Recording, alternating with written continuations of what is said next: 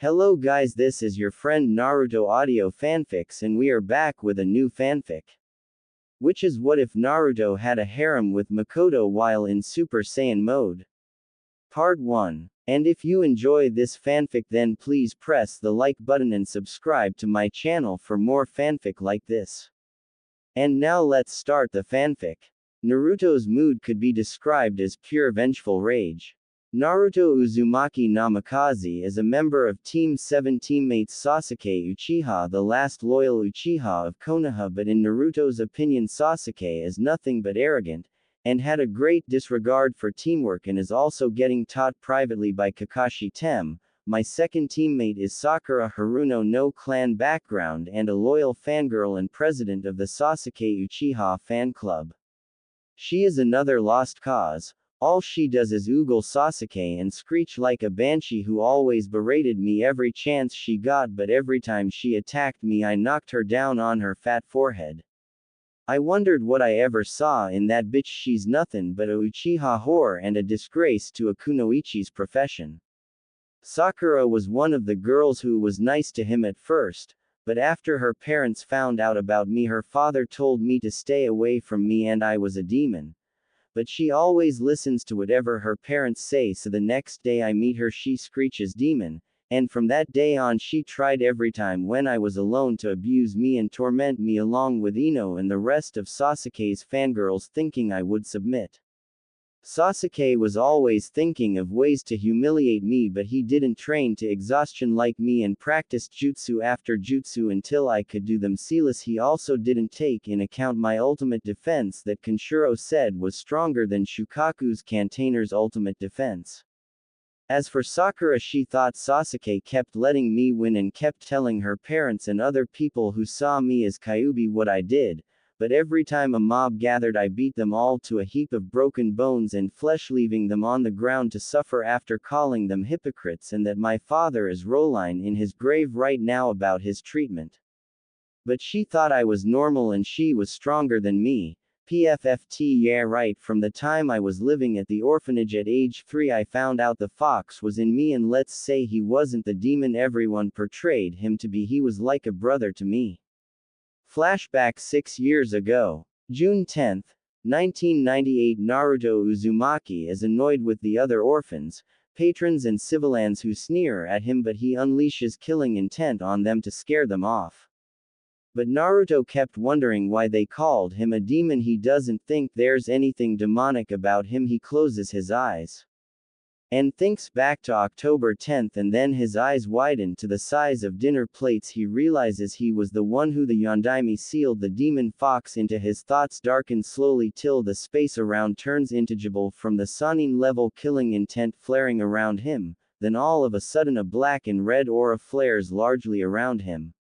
He notices and he feels calm and more powerful. He thinks for a few more minutes and then remembers about the Kyuubi and sits cross-legged and meditates. He suddenly feels a pull and slumps his shoulders.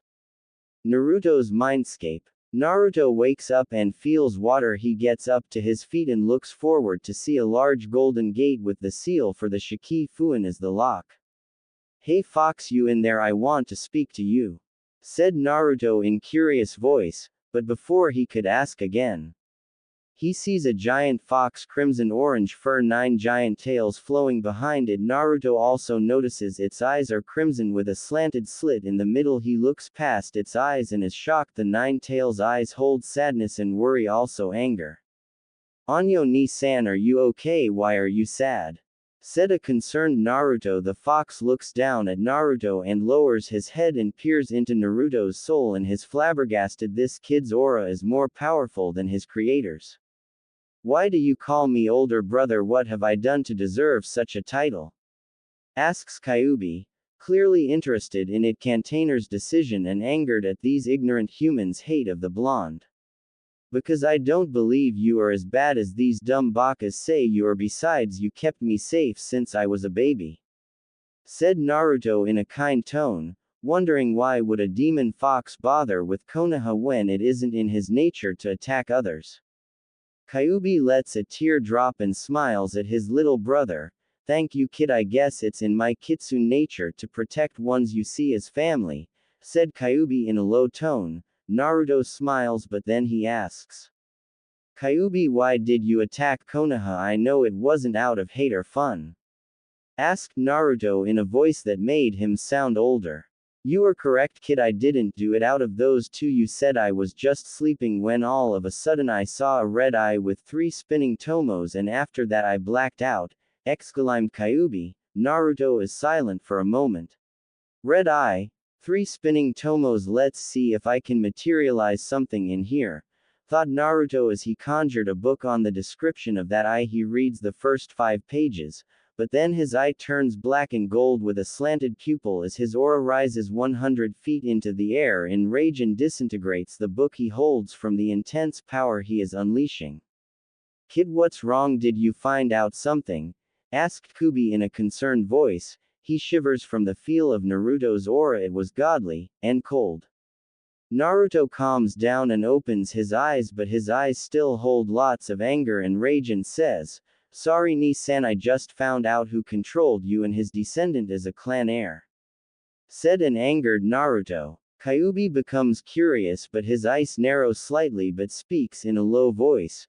Who was it, kid? Who was the one that did this to me? Asked Kyuubi, as he wants to know what idiot did this.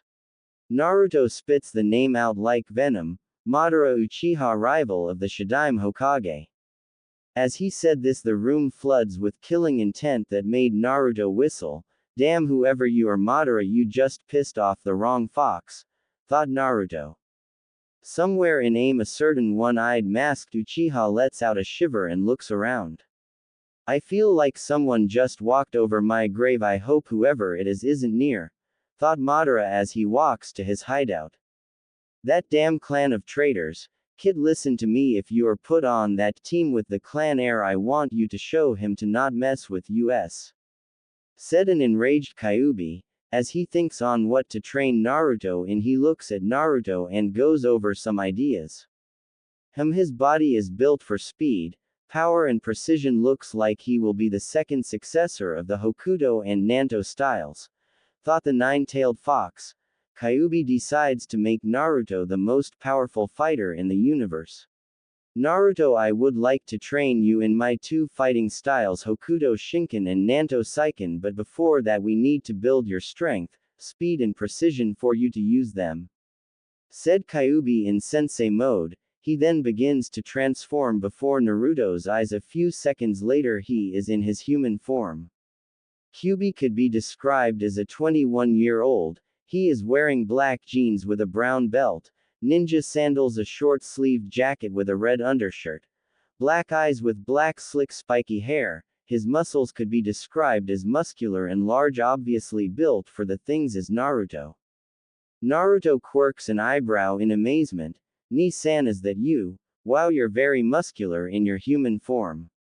Kyuubi smiles. Thank you, little brother. Since I am going to train you, I shall tell you my name. It is Kenshiro, Grand Master of the Hokuto and Nanto styles. Now to begin training, but before we begin we will need to find out your affinity, says Kyuubi, as he pulls out a chakra paper and hands it to Naruto. Naruto pushes chakra into the card and watches as the 1/3 of it is ripped to shreds. The bottom crumples into a very tight ball, the right side crumbles into dirt, the left burns with white flames. But as Naruto was about to speak, his eyes widen to the size of dinner plates, as the whole card turns into golden sand.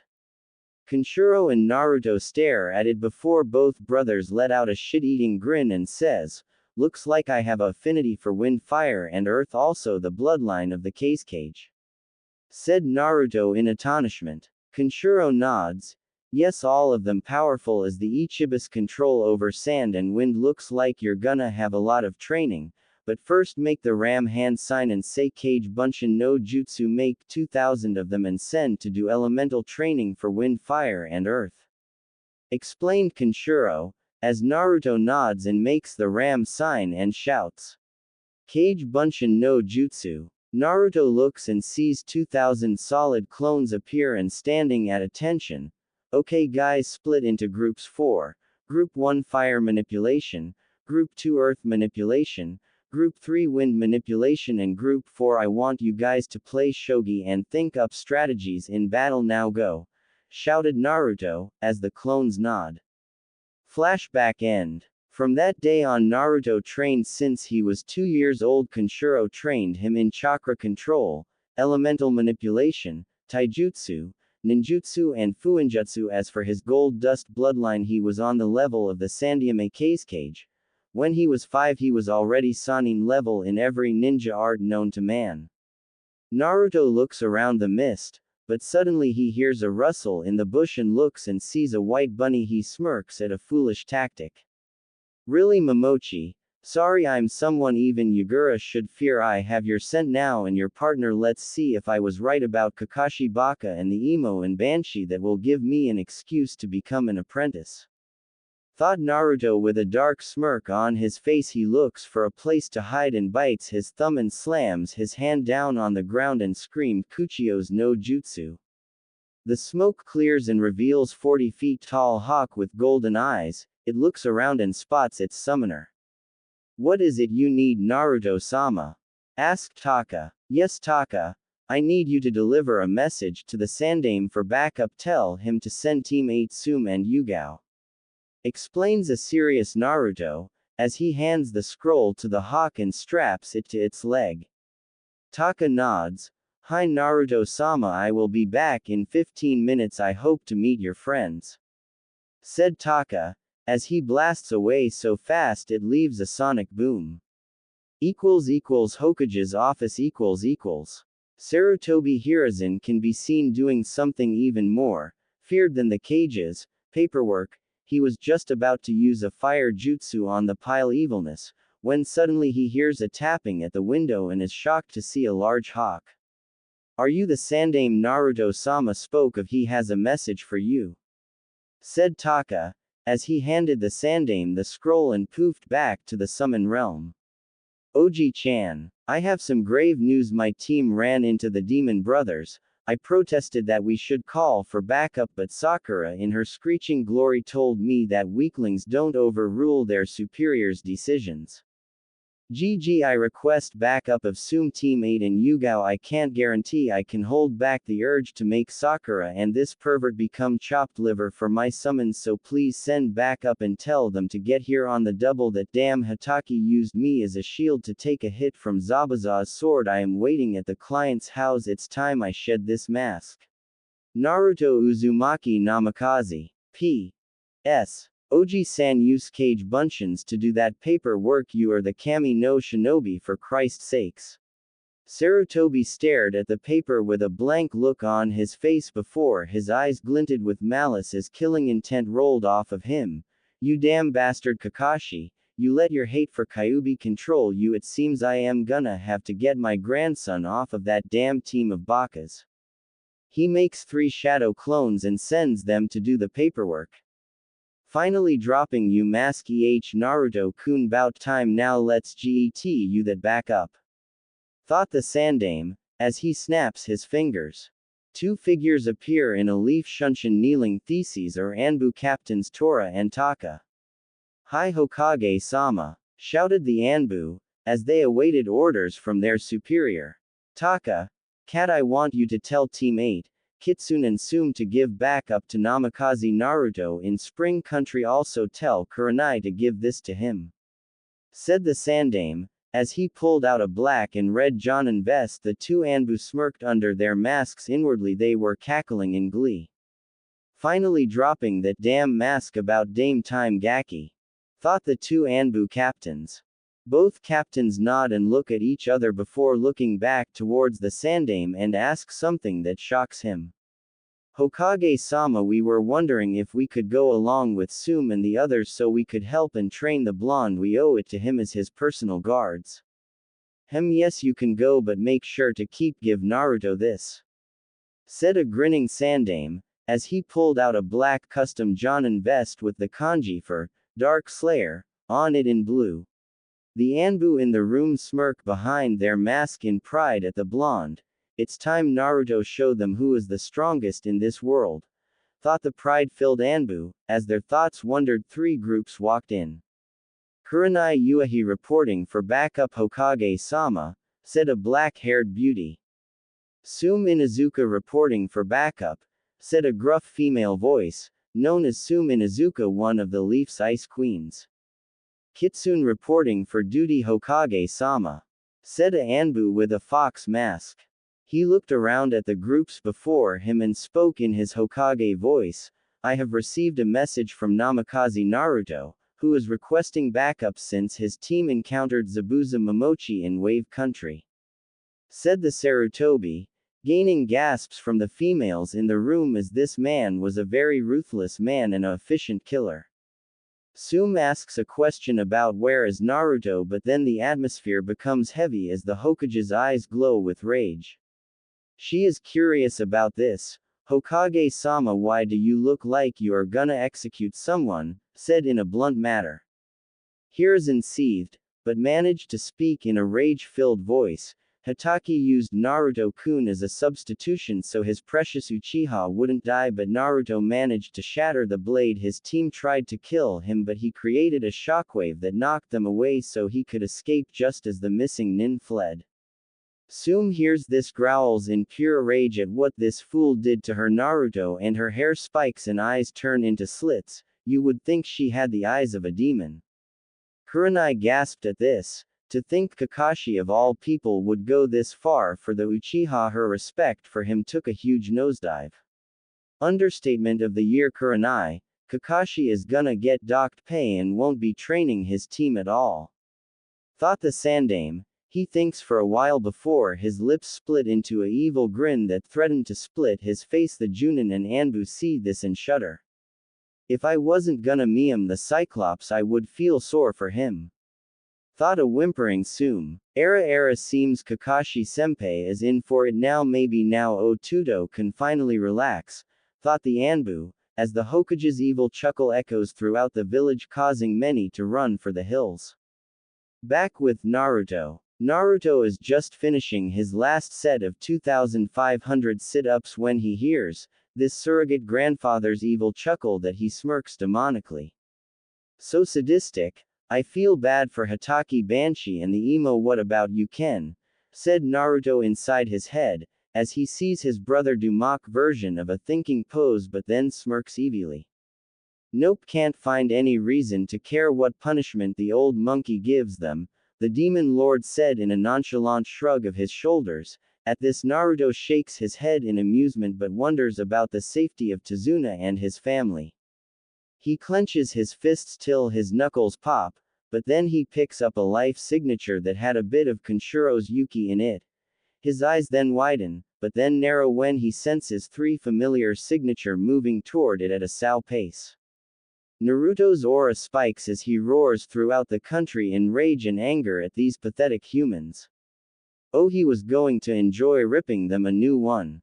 I need to get Kushi-hime out of there before Zabuza or those traitors get to her, thought Naruto. He presses his fingers to his forehead and concentrates on the signature. Few seconds later he vanishes, in a blur of speed to the destination. Naruto can still remember the day he found out about Kushina being alive. He kept wondering what happened to her, but when he found out he was shaken with rage and sadness. Flashback Forest of Death Tower.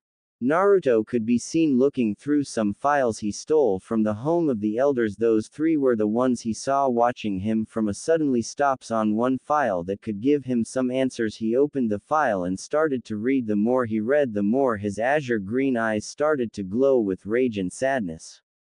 Naruto growls, as his aura flares up while channeling cage-level killing intent that scared a few animals that were in the forest and made the hearts of some root Anbu explode in their chests. Kenshiro wakes up and senses its container's emotions and is shocked at the rage and hatred that surpasses his own.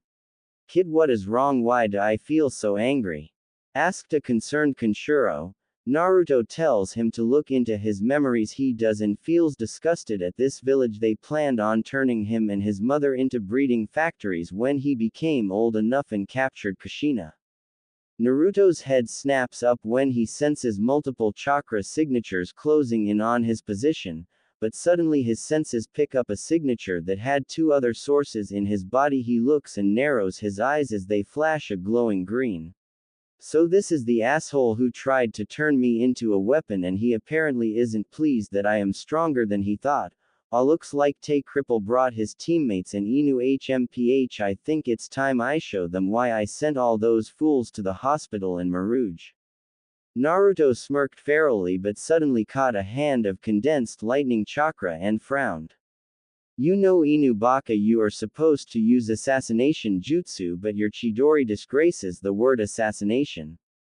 Naruto spoke as if he was speaking about the weather. He broke the Anbu's thumband, punched him through the roof and leapt after him, landing on the forest floor hard enough to create spiderweb cracks. Danzo, Kaharu and Homura, you have to the count of 4 to bring your wrinkly asses out here. I am going to make you pay for trying to ruin my Ka-chan's life and mine. Yelled a furious Naruto as his fists clenched until his knuckles popped. He may seem angry on the outside, but on the inside he is calm as water. He focuses his fire chakra in his throat and shouts, Kaden, Goku Makaku. As he said this, he blows out a giant wall of fire that was a nightshade blue toward the entrance, burning every tree in the forest. Back to the entrance. The three were about to send in the root squads but suddenly jump back. Training ground 42 entrance. The three elders stand outside waiting for the root Anbu and Kakashi to bring Naruto and place the seals on him, but suddenly. Bring your asses here, elders. I know what you did to mother. I will break you pieces trash. Naruto's voice boomed throughout the forest. The elders. His knuckles popped. Tazuna's house. A red-haired woman could be seen standing up, in a stiff posture ready to strike at any threats. Right now she is radiating killing intent at these three bastards, more so, at a certain Cyclops. This woman could be described as a goddess, red maroon hair that cascades down her backside, wearing a full-body Anbu suit with arm and shin guards, holding a very elegant crimson-colored O-katana. This sword was made by a blacksmith who prayed to the shrine of the Kyuubi and asked it to bless the sword with its chakra, and was forged with titanium chakra conductive steel. This is known as Shishio Harem. Right now Kushina was holding Kakashi by his throat while the other two stooges were being held by her chakra chains, and as you could say, hell hath no fury. Like a mother was intent on making them pay, but a knock could be heard at Tay door, but before it could be answered it was sliced many times before a click was heard. The door fell to many pieces and the figure Kushina dreamed about walked through, and she feels her heartbeat faster. Naruto Namikaze could be seen walking in, wearing a short-sleeved high-collared shirt with the Uzumaki and Namikaze symbols on his back, hair spiked up and reached to his back. Minato and Tobirama's hairstyle, white wristbands with seals. For weapons, black pants with a red lightning streak down the side and black shinobi sandals, and at his waist was a sword that made the traitors of Team 7 pale. It was a 15-inch 4-foot wide katana, a black and white diamond patterned hilt and a black blade dark as the nightski. This sword was a special sword made from Naruto's chakra, Tuki, and Kenshiro's Yuki, the ultimate sword, Black Sun. Demon, how did you survive that slash to the chest from Zabuza's sword? There's no way you could have survived.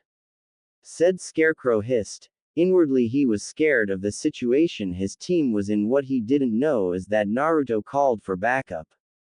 Naruto looks at Kushina and smiles at his long-lost mother and speaks in a loving voice, Ka-chan, we are finally reunited at last. Kushina tears up at this, and much to everyone's shock she kisses him. He stumbles a little but returns it. He would have continued until a certain loyal Uchiha bitch decided to open her trap. You are so disgusting, Naruto. No wonder my dad said you were a freak. She would have said more until she was blasted by killing intent that rivaled Kenshiro's, who raised an eyebrow at this, impressed, but Naruto was staring at her with an intense emotionless look. It made Kakashi and Sasuke shiver. This feeling, the Dobi is just like him. Thought a certain brooding emo, as he is currently shaking. How is the demon brat so powerful? How did he get this powerful? Danzo and the elders made sure his growth was stunted. thought a skeptical Scarecrow, but before he continues his train of thought he hears a sword being unsheathed. They turn to see Naruto lifting Sakura up by her hair with only one hand clenching tightly around her skull, so cries out in pain only for her head to explode in a massive amount of gore. Naruto looks at his hand, still staring at his team, and licks the blood off his gloved hand slowly as a dark grin etches on his face. Tastes just like Jasime tea with a hint of honey in it," said Naruto in his dark voice, echoing throughout the house. Sasuke and Kakashi try to kill Naruto by throwing kunai at him, but all of a sudden sand blasts from the ground and forms a barrier around him. Kushina hears Naruto's voice and feels her panties wet, and she sits on the stairs and slowly fingers her swollen, moaning in her Mindo. "My Naruto-sama is so dangerous and hot. When we get back to Konoha I get to have him first and his kits," thought a horny, submissive Kushina as she stares at her son, who had an air about him that commanded respect. But suddenly she hears two screams of pain and smirks sadistically as Naruto-sama show them their place. Kushina thought with a dark smirk growing on her face. Naruto yawns in boredom. "You know I'm just gonna knock you two out. I don't want to dirty my blade with your disgusting blood, so night-night," Naruto drawled lazily, as he smacks two seals he formed out of his chakra on their chests, keeping them out of commission until he decides to release them. Naruto looks at a blushing Tsunami and lets out a foxy grin that makes her and Kushina feel hot under the collar. "Tsunami-chan, can you put Hatake and Uchiha in a separate room?" She nods and he pulls out some rope. "Make sure those rope are positioned so they can't make hand seals." She nods and picks them up and leave. He turns to go to his room but smells his aka Haim's pheromones and smiles ferally.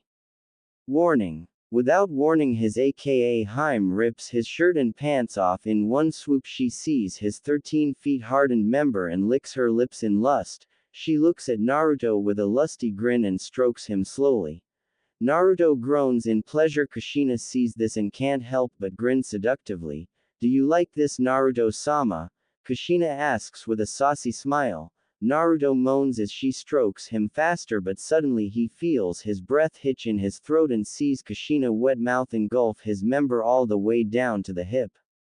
Naruto growls at this and grabs her by the hair and face her. "MMMH, my god, Kushi-chan, your mouth feels so good," Naruto moans, as continues to suck him down her throat. She starts to bob her head up and down as she fingers her relentlessly, as she is feeling so much pleasure. It is driving her mad. She hums, making him moan louder. Naruto feels his twitch violently. He groans out between moans. "K Kushi-chan, I'm about to come, let me pull out." He cries out in warning, but Kushina takes him out of her mouth and licks him up and down on the underside. "No, Naruto-sama, I want to taste your essence, release it in my mouth," she says as Kushina takes him back down her throat, licking her tongue all around his while sucking him harder than before. Naruto yells as he comes. "Kushi-chan, I'm coming," said Naruto, as his cum shoots out like a hydrant, making Kushina's eyes widen, but she swallows it down in gallons as it makes her stomach bulge a bit. She licks the cum off her lips. Naruto felt a little tired. But not much, considering he was an uber-powerful demon prince. Naruto easily stood up on his feet, hardly affected by his very first orgasm. "Ka-chan. That felt amazing." Naruto suddenly felt a strange, powerful urge overcome him. "Ka-chan. Get down on all fours and turn around," Naruto commanded, and it sent a wave of pleasure down Kushina's spine. It was his natural instincts as the future demon king that were flaring up. He needed to show his mate just who was in control in their relationship. No longer was she just his mother, now she would be his mate. This Naruto mentally swore to himself. "Yes, Naruto-sama." Kushina instantly obeyed, dropping to the floor on all fours and turning around, showing her shapely, round and dripping wet to her son. Her was fully erect out of its sheath. Naruto could smell just how horny his mother was. He moved closer to Kushina with his thick rod poised to impale her. But he stopped just short entering her. Who do you obey, Ka-chan? Who are you loyal to? His blue eyes shined with sadistic glee in denying his mother the pleasure of his. He had a dark smirk on his face. Kushina moaned at his demands, simply loving being ordered by her son, master. I obey only Naruto-sama. I am loyal only to you, my Naruto-sama. She looked at him submissively over her shoulder with love and complete and utter loyalty in her eyes. My body is your toy to use as you wish, please Naruto-sama me. Naruto smirked darker. Correct answer, Ka-chan, and now here's your reward. He instantly plunged his rod deep into her, placing his hands on her round to keep himself steady. His huge went all the way up to her womb. Suddenly a shadowy black aura surrounded his body and arms formed out of the aura and waved behind him like his tails would. Naruto began to move, slowly thrusting in and out. You like this, don't you, Ka-chan? Oh Kami. So big. Yes, Naru-kun. Kushina screamed in pleasure, moving her hips with her son's thrusts, her double J cup jiggling up and down. Naruto mentally controlled his extra arms, and them slither under his mother and caress her mind. Now Kushi-chan, mine for eternity. You're mine and mine alone. His thrusts begin to go faster. Oh yes, Naruto-sama. Yes, I am yours, I belong only to you, my master. Kushina screamed, feeling her son's thick members sliding against her inner walls. She also felt his arms grope her and his hands on her. It was a better sensation than her mind had conjured earlier. It was simply amazing. No. It far to pleasure driving. Kushina couldn't think of a word to describe the pleasure she is feeling. Her mind is clouded in lust. Naruto increased his speed. Let's see how much you can take, Ka-chan. Oh yes. Naruto-sama. Kushina cried out in pleasure. Naruto soon pounded roughly into Kushina, while his aura arms played with her. Oh yes, Naruto-sama. Play with my. I am nothing more than your little. Kushina cried out. Naruto grunted as he pounded into his mother, feeling her inner walls clamp down on his. His hands continued kneading her until her milk began to trickle out. Kushina was on cloud 9 right now. She felt her son's thrusts pounding her. It wouldn't take long now. Naruto already felt his about to burst its seed. Ka-chan, I'm going to. Kushina looked back at him with a loving smile. Come inside me, Naruto-sama. I want to bear your kits. With such sensation of her body, Kushina finally couldn't hold back anymore and screamed. Naru-sama. Her clamped on his tightly as it released, and at the same time Naruto cummed in his mother's. He joined his mother in her scream. Kushi-hime. Naruto's seed flowed into his mother's and womb for half an hour before he finally stopped. Naruto pulled himself from his mother and Kushina collapsed on the floor, her long red hair matted down with sweat and really messed up. He had a little bit of sweat on him, but he was mostly fine. Kushina was on the floor sweating, her body still tingling from the intense intercourse she just went through. It was even better than she imagined. Her was still not only spilling her juices out, but some of Naruto's hot thick seed was dripping out onto the floor as well. Kushina was very satisfied indeed. Her son did incredibly well for his very first time. She couldn't help but fall even deeper in love with him. Her womb was filled to the very brim with his hot thick seed and it dripping from her along with her juices. Naruto gazed down at his mother. Her double J cup heaved as she panted, and Naruto saw his mother lactating. Her milk was trickling out.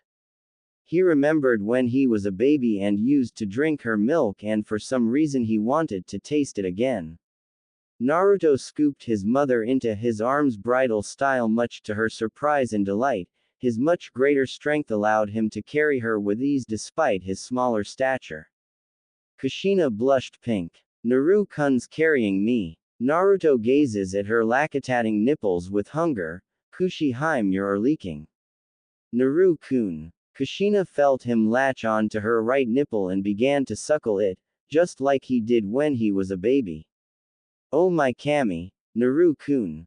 Kushina moaned in sheer ecstasy as her son drank her milk. Naruto then switched to her left nipple and gave it the same treatment, suckling it and drinking as much milk as could come out.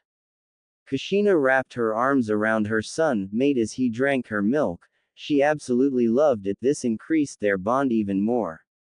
Soon Naruto finished drinking and licked up the bit of milk that was dribbling down his lips.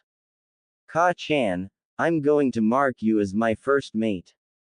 He looked for a good spot to bite and found that her collarbone would be the perfect place for his mark. Naruto leaned over and sunk his fangs into his mother's neck right on her collarbone. Kushina moaned from the bite as Naruto's Yuki swirled around the bite mark, forming a mark.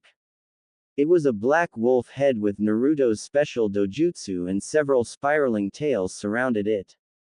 End scene. After Naruto bit her, Kushina felt her power increase tenfold and a tingling sensation at her backside. Her eyes change from violet to a golden yellow with a slit pupil, and then she sees Naruto on the floor doing one-hand push-ups. Kushina's eyes widened to the size of dinner plates. She had no idea her son had this kinda stamina, and he's only 14.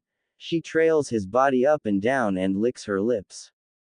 My Soichi-sama is gonna be a god when he gets older. I know there will be other mates, but only me and Mikoto will be the alpha females.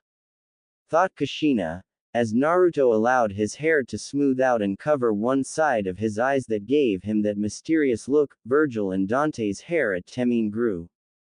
Naruto looks at Kushina. Kushi-chan, we have to get dressed and wait outside for Sum-chan and the others, said Naruto in mission mode. Kushina nods but stops and asks Naruto about the Uchiha and Hatake. Naruto shakes his head and says, those two are going to be put on probation until the Chunin exams, but as for my rank, well, you will just have to see Kushi-hime, said a smirking Naruto. Kushina pouts at this and tries the puppy dog eyes on Naruto, but all she sees is Naruto quirking an eyebrow.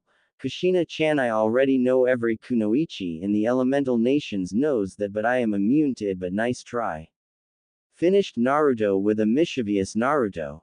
Kushina and Naruto walk outside and sit on the roof waiting for backup but decide to sleep.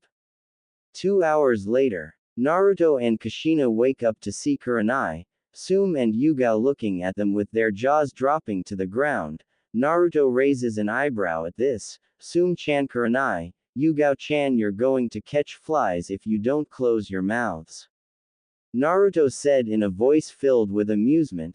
This snaps them out of their stupor. They blush in embarrassment, but Sum sniffs the air and grins mischievously. Naruto raises an eyebrow at this. Sum-chan, may I remind you why I am the Akutare no Makai in Konoha, Naruto said in a warning tone. At this, Sum blushes and whimpers in submissiveness. Kushina and the others stare at Naruto in amazement, but suddenly Naruto's head snaps towards the direction of the bridge. His golden eyes narrow viscously and speaks in an authoritative tone. Tazuna, get your family inside the house and barricade the doors and windows. Zabuza is on the bridge with his partner, and I got a little score to settle with him for that mark on my chest, said a venomous Naruto, as he disappears in an afterimage towards the bridge. Tazuna and his family nods and went inside the house while Sum and the others dashed towards the bridge, but leave 4 cage buncheons for protection.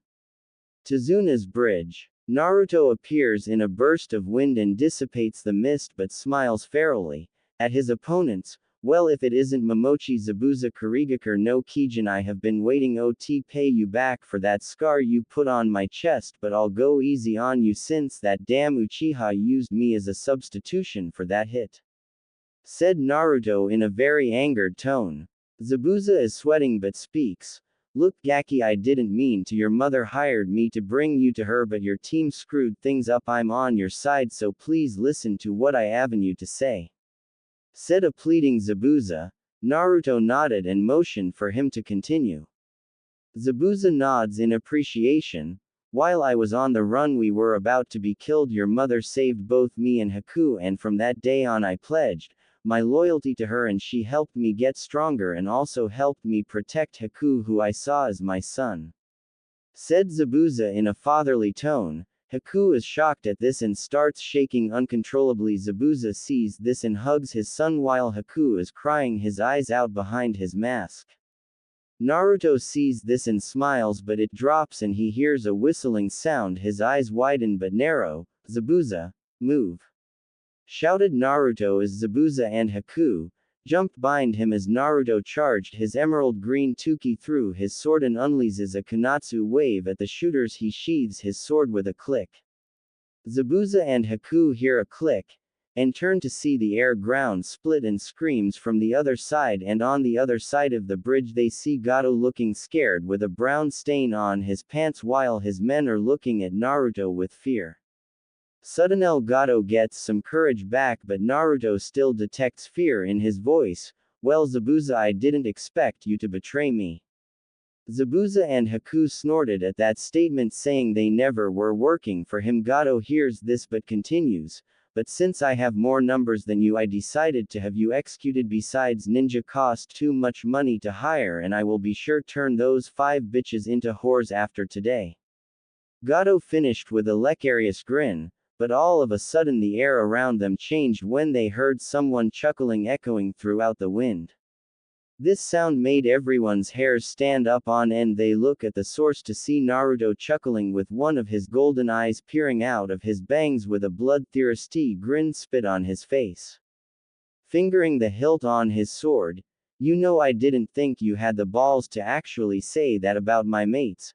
But now, Gato, you pissed off the wrong demon king around here and it's time to face your punishment, but I won't need to move from this spot," Naruto said in a demonic voice as his sword glows with his azure green Tuki aura. He slips into a Lado stance. "Zabuza Kyofu, Haku o Tudo, stand back." They complied and watch as Naruto's aura forms into a demon fox mask with black and yellow sclera eyes. All of a sudden Naruto slashes at the air. They look to see what happened and gasp in astonishment and respect just in time to say Gato's army slashed into gore by azure lines appearing out of thin air. All they hear is a shink.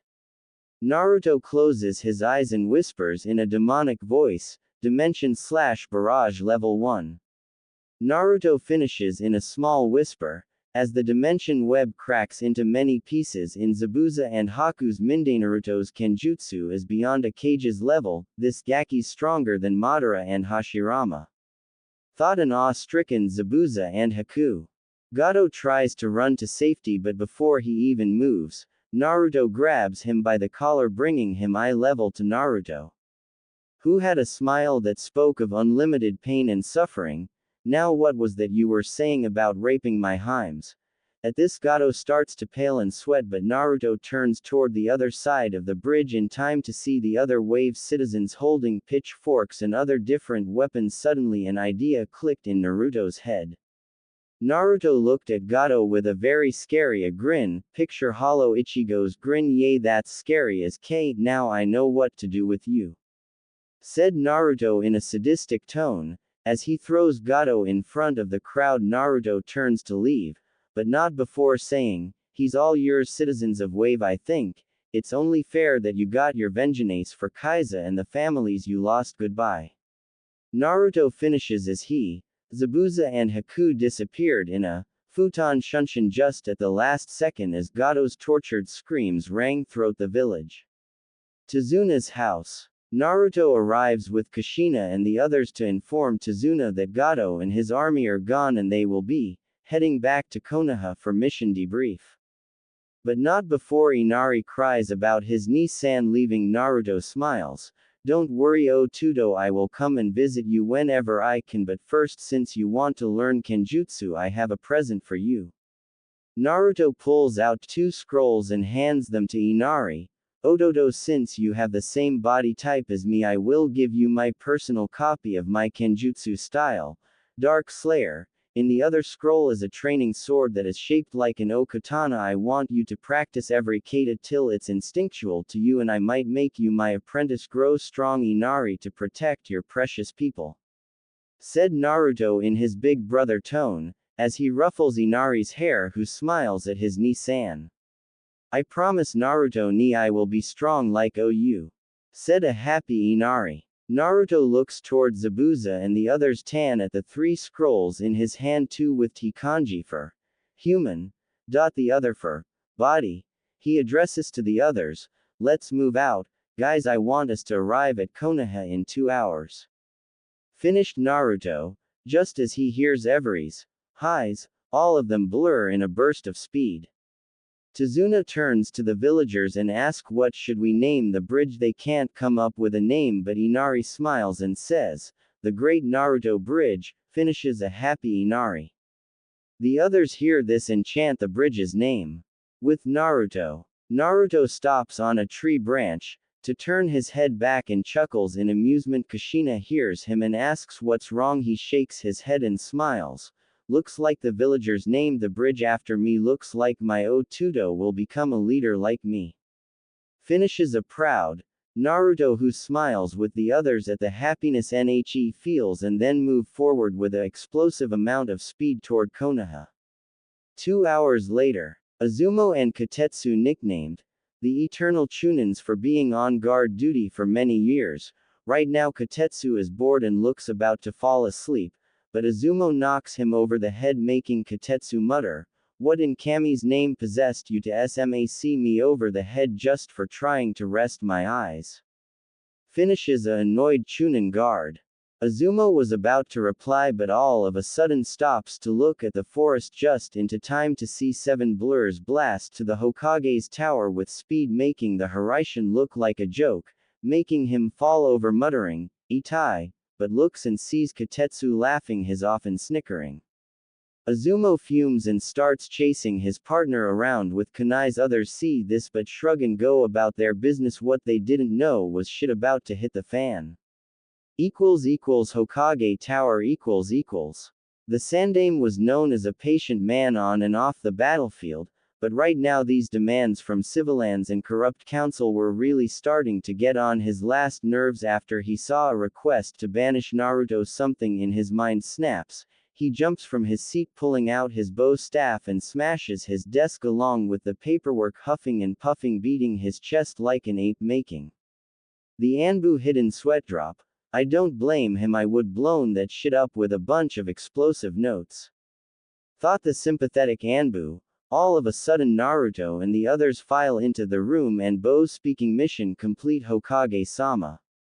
Sarutobi sees Naruto and smiles. Excellent job Genin Naruto, or should I say elite Junin Naruto. Finishes a proud Sandaime, Huta sees Naruto, Zabuza and Haku elite Junin vests.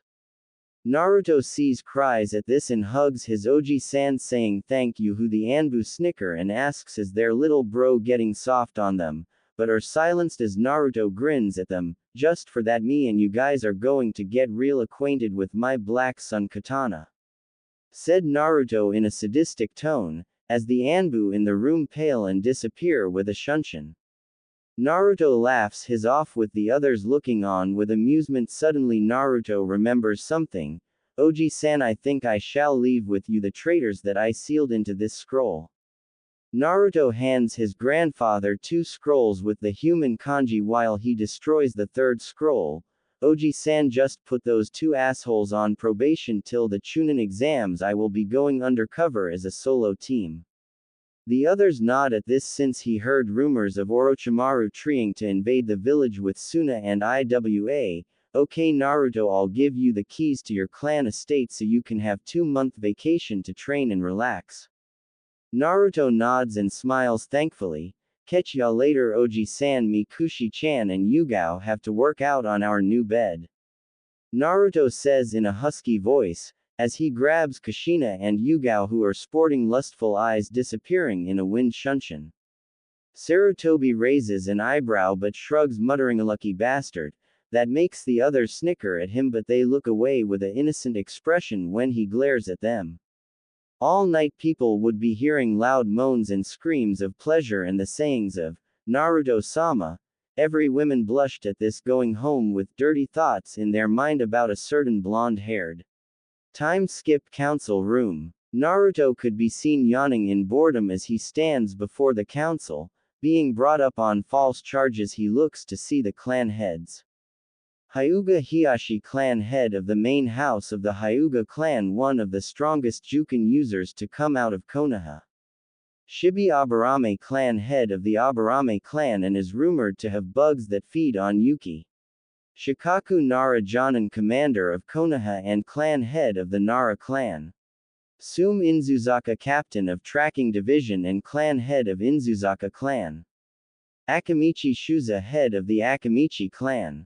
Inoichi Yamanaka, head of the Yamanaka clan, works at INT division. The elders were Homura, Kaharu and Danzo Shimura. These elders were responsible for the orchestrated attacks on Naruto, although failed. Then there's the civilian councils who had managed to dig themselves into the shinobi part of the village and tried to execute him every chance they had. Right now the Sandame clan heads in Naruto had twitching eyebrows and were considering razing the entire room, but they had to decide what to do with the Uchiha. But sadly a certain bitch of a howler monkey had to open her mouth. Hokage-sama, this demon should be put to death for killing my daughter and injuring his sensei and teammate. Screeched the pink-haired banshee. Before she could continue, Naruto turned his head towards her. Woman, me and neither of the clan heads have the time or patience to hear your damn screeching, so do us a favor and shut the up before I hang you with your damn vocal cords.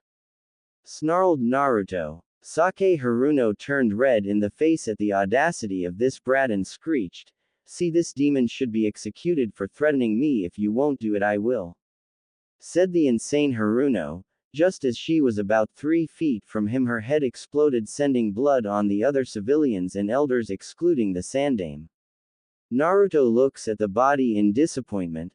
Sighs, idiot woman, those without ninja training cannot hope to get close to me without suffering to my third taijutsu style that I based off of Hiyashi-sama's Juken.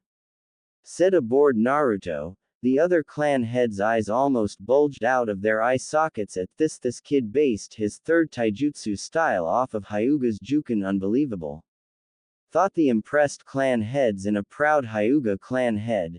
Sarutobi asked Naruto, what is the style's name? Hake Satan no Ken, replied Naruto in a proud voice. Sarutobi nodded, impressed. What rank do you say your style would be? Asked a curious Sandame. Naruto and Hiyashi smirk and say in unison, it would be SSS ranked, Hokage-sama. Hiyashi and Naruto look at each other and burst out laughing with the other clan heads. Naruto suddenly remembers something and sent a cold look toward Homura, Kaharu and Danzo, who start sweating at his look. Oji-san, did you know that some of the people I sent to the hospital were Anbu when I was little? Said an annoyed Naruto, as the other clan heads and Hokage are thinking this kid did that to the Anbu dam. Thought the proud clan heads, but were confused. Inoichi asked what did the sign on their mask look like. One simple word spoke volumes and angered the Hokage, root. Danzo's cronies had the nerve to interrupt me, Kushina and Yugao sleeping, and tried to place a loyalty seal on me. Said a pissed off Naruto. The other people in the room shivered from the sheer pressure Naruto's Tuki is unleashing, but Naruto gets an idea. Hokage-sama, I also found out that the elders were responsible for Kushi-chan leaving, saying I was dead. Said Naruto in a sad tone that made the others angry toward the elders. Naruto snapped his fingers as the room suddenly glows. I placed seals to prevent any Shunshins entering or leaving this room. Naruto said in a colder than ice voice, permission to execute, Hokage-sama. The Sandame said in a blank voice, permission granted, Elite Junin Naruto. He advanced toward the elders. Danzo yelled, root. All of a sudden 5 thuds were heard. It turned out to be the bodies of Danzo's dogs being sliced to pieces. Before the elders could even protest, Naruto held out his hand and made the sand restrain them. The others gasp in shock at seeing the golden sand. Sarutobi looks at Naruto in shock. Naruto-kun, you have the gold dust Kekai Genkei of the Yondaime Cage, said Hiruzen in a awe-filled voice. Naruto nods and explains, I found out my father Minato Namikaze was a close cousin of the Kazekage, but the gold dust bloodline skipped him but passed its most powerful version to me. Right now my control over it surpasses even the one-tailed raccoon that the bloodline hailed from," said Naruto in a powerful voice. The others' leaders' eyes bulge out of their sockets at this. Who wouldn't? The Aikibi was known to have limitless control over earth, sand and wind. But to hear this village's dead last have control over it surpassing Aikibi made them shudder at how powerful he will be when he gets older. Naruto looks back toward the elders with a look of untold death in his eyes as his hands twitch. The sand coffins are pushed underground. Naruto stomps his foot on the ground. "Giant sand burial," said Naruto in a powerful voice. Everyone winces as they hear the sound of muffled screams and the sound of something being crushed. Naruto looks at his grandfather and smiles a genuine smile that made his surrogate grandfather happy.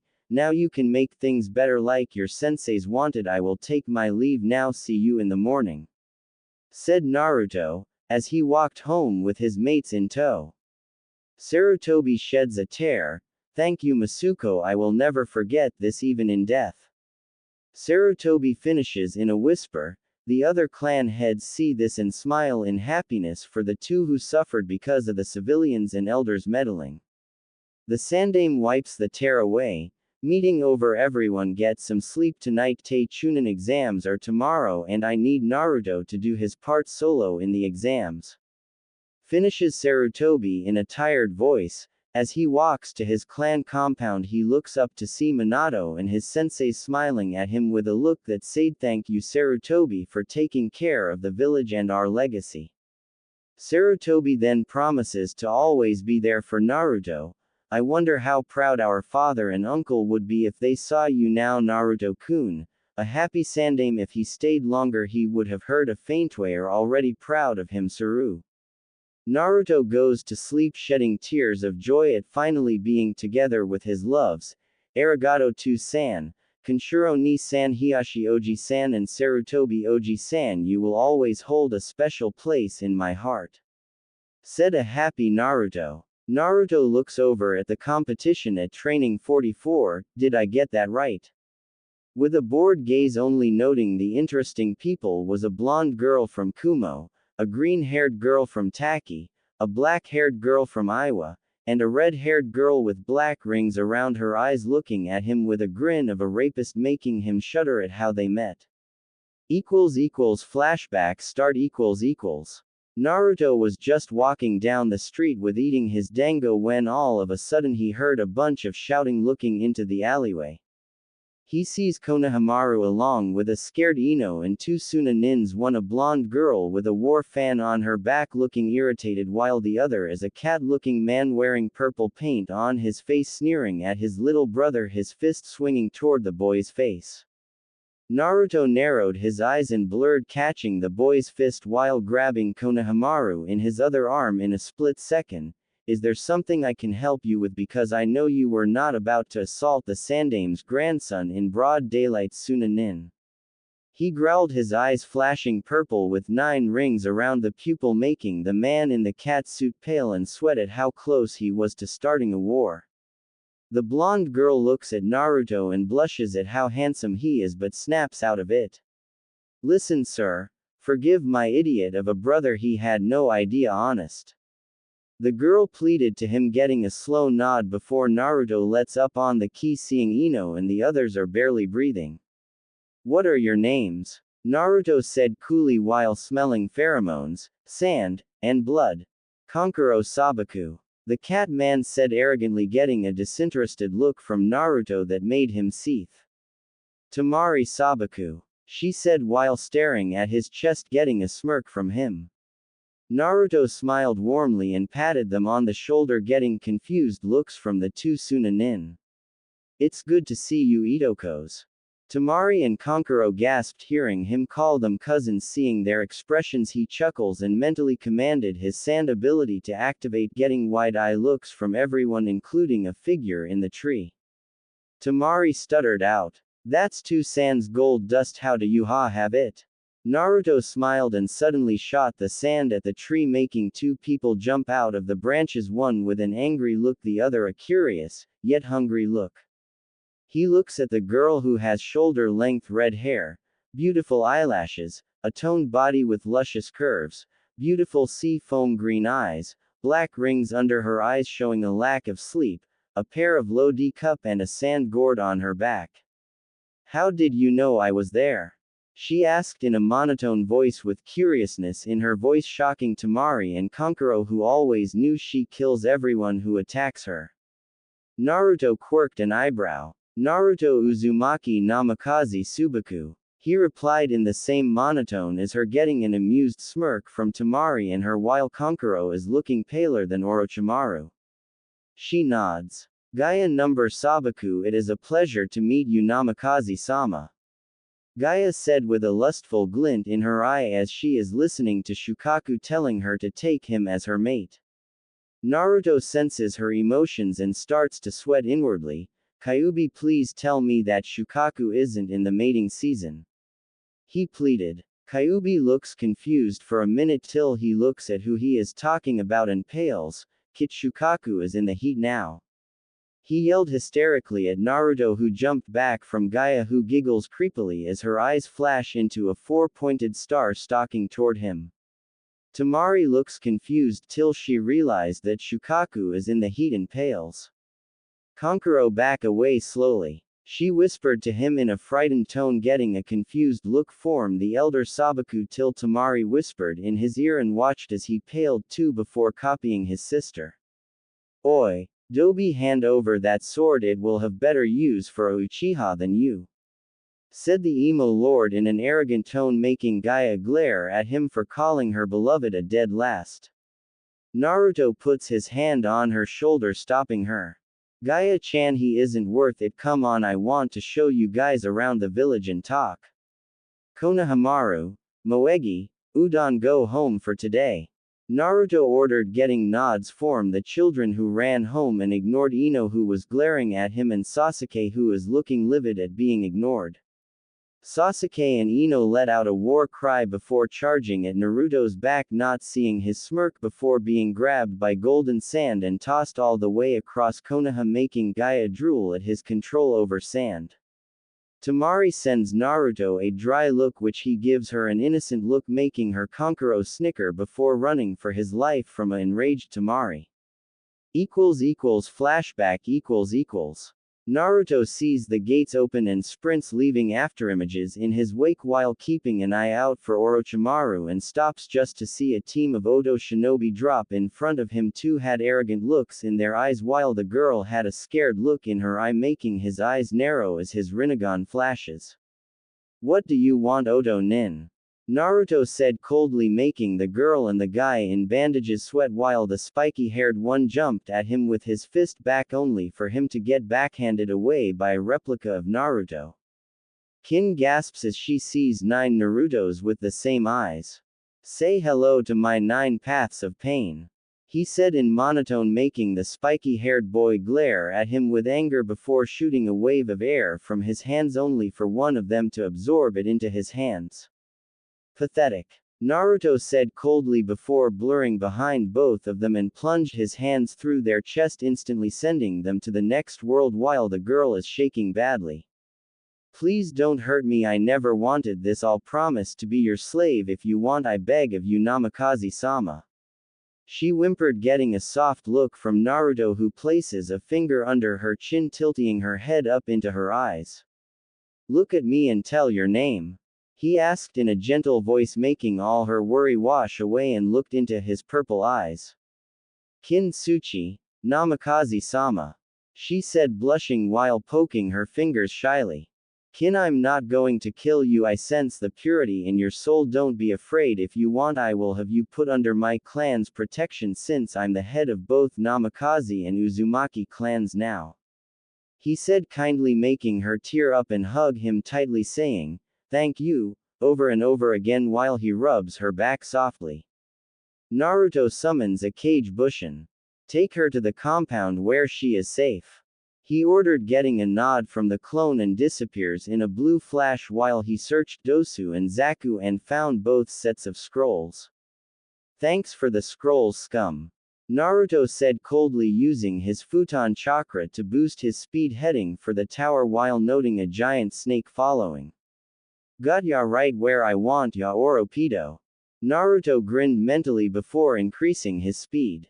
2 hours later, Naruto lands in an open area. Looking around, he sees plenty of trees for finding cover. Just as he was about to move, he unsheathes Black Sun and sends a silent dimension cut at a group of snakes, making them poof out of sight. Naruto narrows his eyes before clapping his hands. Mokuten. Moku Ryu no Jutsu. Naruto shouted as a giant wood dragon sprouted from the ground and flew toward the north with immense speed, destroying everything in its wake. Naruto cancels the jutsu and smirks, seeing his technique go all the way past the entrance, and suddenly spins on his heel, parrying a Gien blade with his sheathed blade while keeping his eyes on a pale-looking man with golden snake-like eyes. Naruto smirks and says in a mocking voice, "Well, what brings you here, hubby baka, prowling for a certain duckling?" Orochimaru glares at Naruto with ki, making Naruto get an amused look in his eyes before punching the snake Sannin in the stomach 10 times, making him cough up blood before knocking him away through a couple of trees. Orochimaru screams in pain, "Good God! This gaki broke almost all of my ribs with just one punch. I have to get out of here, at least I marked Sasuke-kun." Orochimaru cackled in pain before getting up to leave, but cries out in pain as lava splashes on his arm, melting it. Naruto smirks in sadistic glee at the pain his lava jutsu caused. He found out from Kyuubi de Tthe Rinnegan gives the wielder control over all elements, gives perfect chakra control, and makes your elements stronger. That made him giddy. That he also learned that the mental feedback of the shadow clones would not bother him anymore. He also found out that his Rinnegan had the abilities of the Byakugan without the blind spot, the eternal Mangekyo abilities without the drawbacks, and could use Kamui, Tsukuyomi, Susanoo, and Amaterasu without the harmful side effects. Get out of here, Orochimaru. I already know about your plans for the Uchiha. If he leaves the village, I will dispose of him myself. Naruto said with finality before heading toward the tower, ignoring the hidden teams watching the fight. Naruto suddenly stops before turning his head slowly, seeing a purple aura close in on his position. "So you couldn't let your jealousy of me go, Sasuke?" Naruto mutters in pity before smacking away a barrage of mini fireballs in time to see a curse seal Sasuke looking at him with bloodlust and hatred while his aura is affecting the surroundings. Naruto looks toward the trees. "Guys, you can come out now," he said calmly as the people he saw at the entrance jumped down beside him with serious looks in their eyes. "Nice to meet you, Kuratsuchi Haim, Yugito him, Fu-chan, Gaia-chan, Han-san." Naruto smiled, getting blushes from the girls and a nod from the giant man, who asks a question. "Naruto-san, what is wrong with your friend?" Everyone takes note of the markings covering Sasuke, who is looking at them with arrogance and annoyance.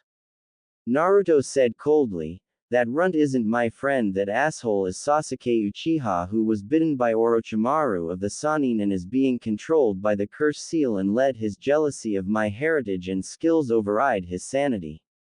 This asshole, along with Hatake Kakashi, tried to also use me as a shield to protect himself from getting killed by Zabuza Momochi by using the Kawarimi." Naruto finished with venom, getting horrified looks from the girls and the guys, throwing hate-filled glares to Sasuke, who is looking smug like he was proud of it. "No one does that to my fiancé and lives to tell about it." Kuratsuchi yelled with rage in her voice before punching Sasuke through a tree while Naruto is looking owlish for a moment before smiling. "I see, that's what those documents Oji-san showed me after my promotion, and am I to guess Gaia, Fu, and Yugito's names are on there as well?"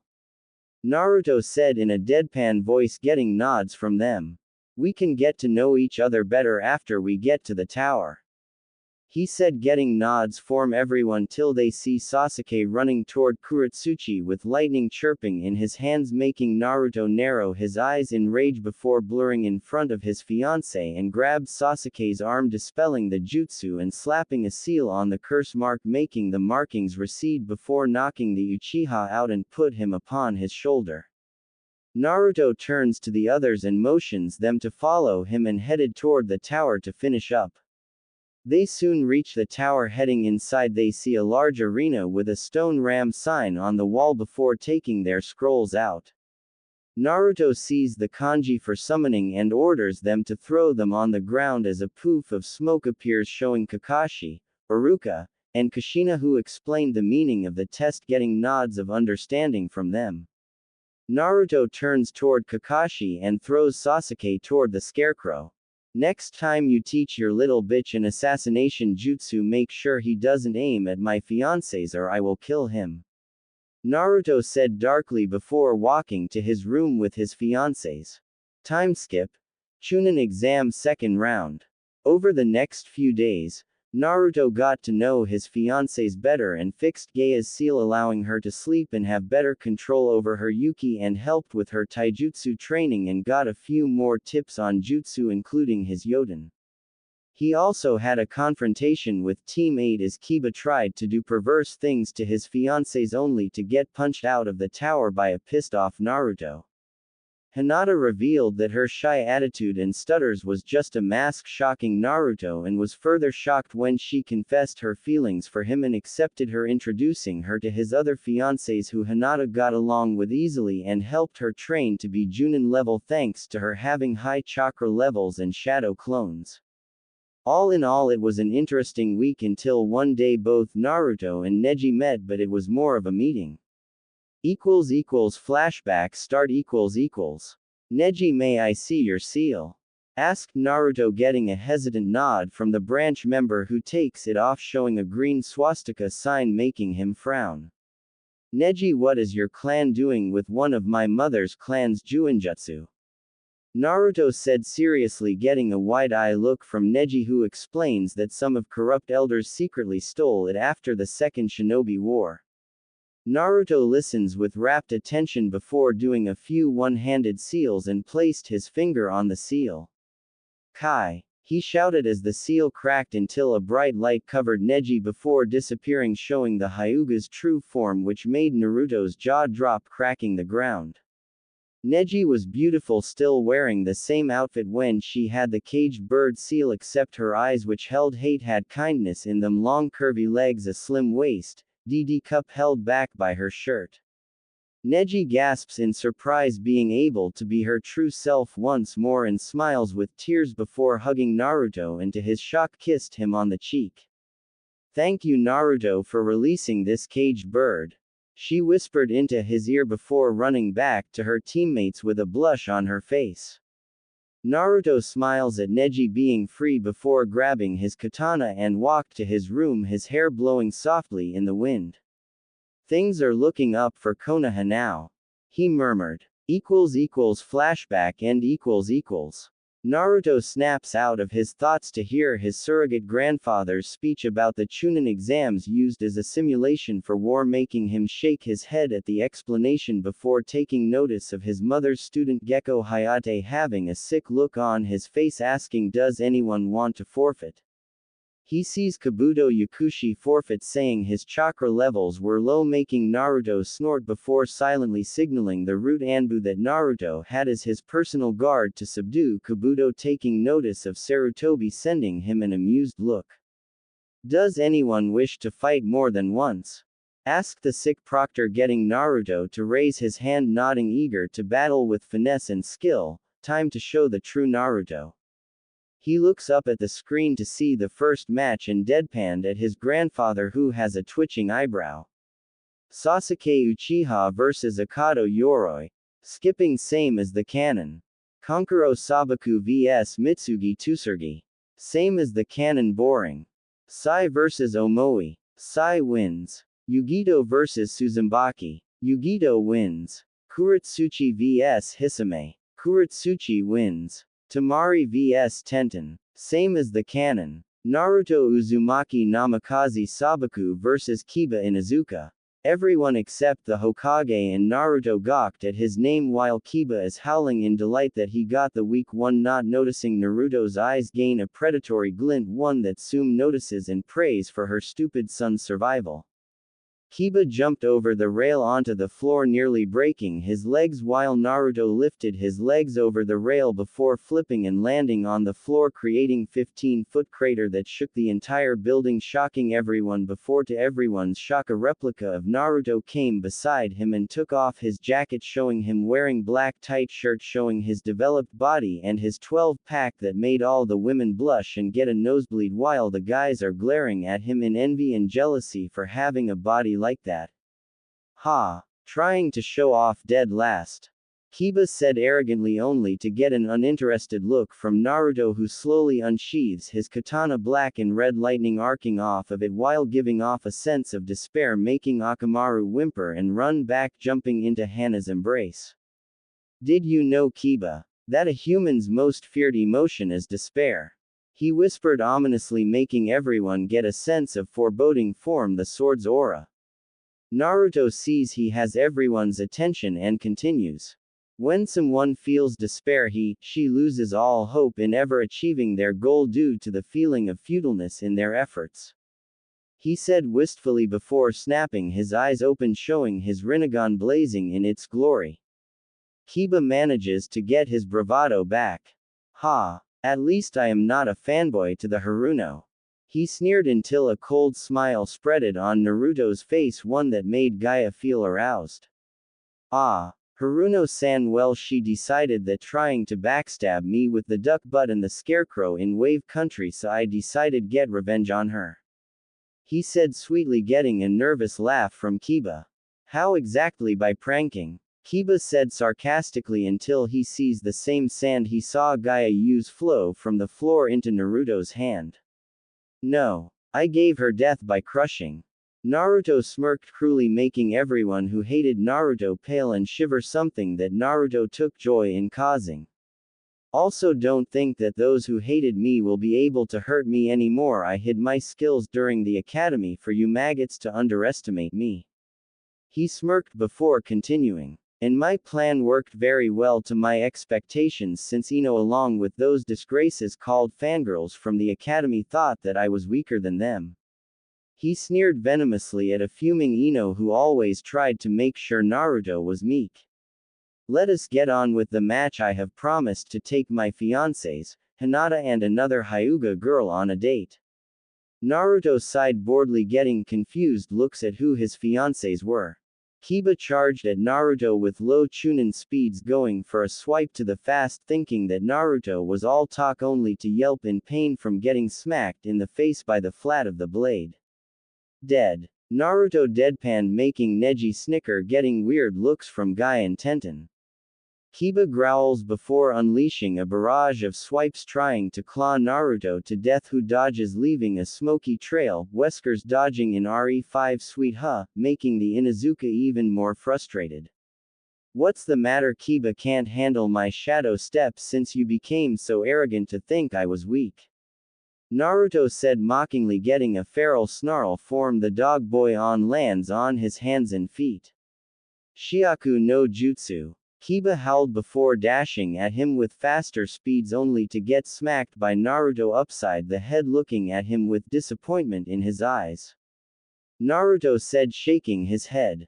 I am very disappointed, Kiba. After reading your emotions, I only see jealous, envy, greed, and lust.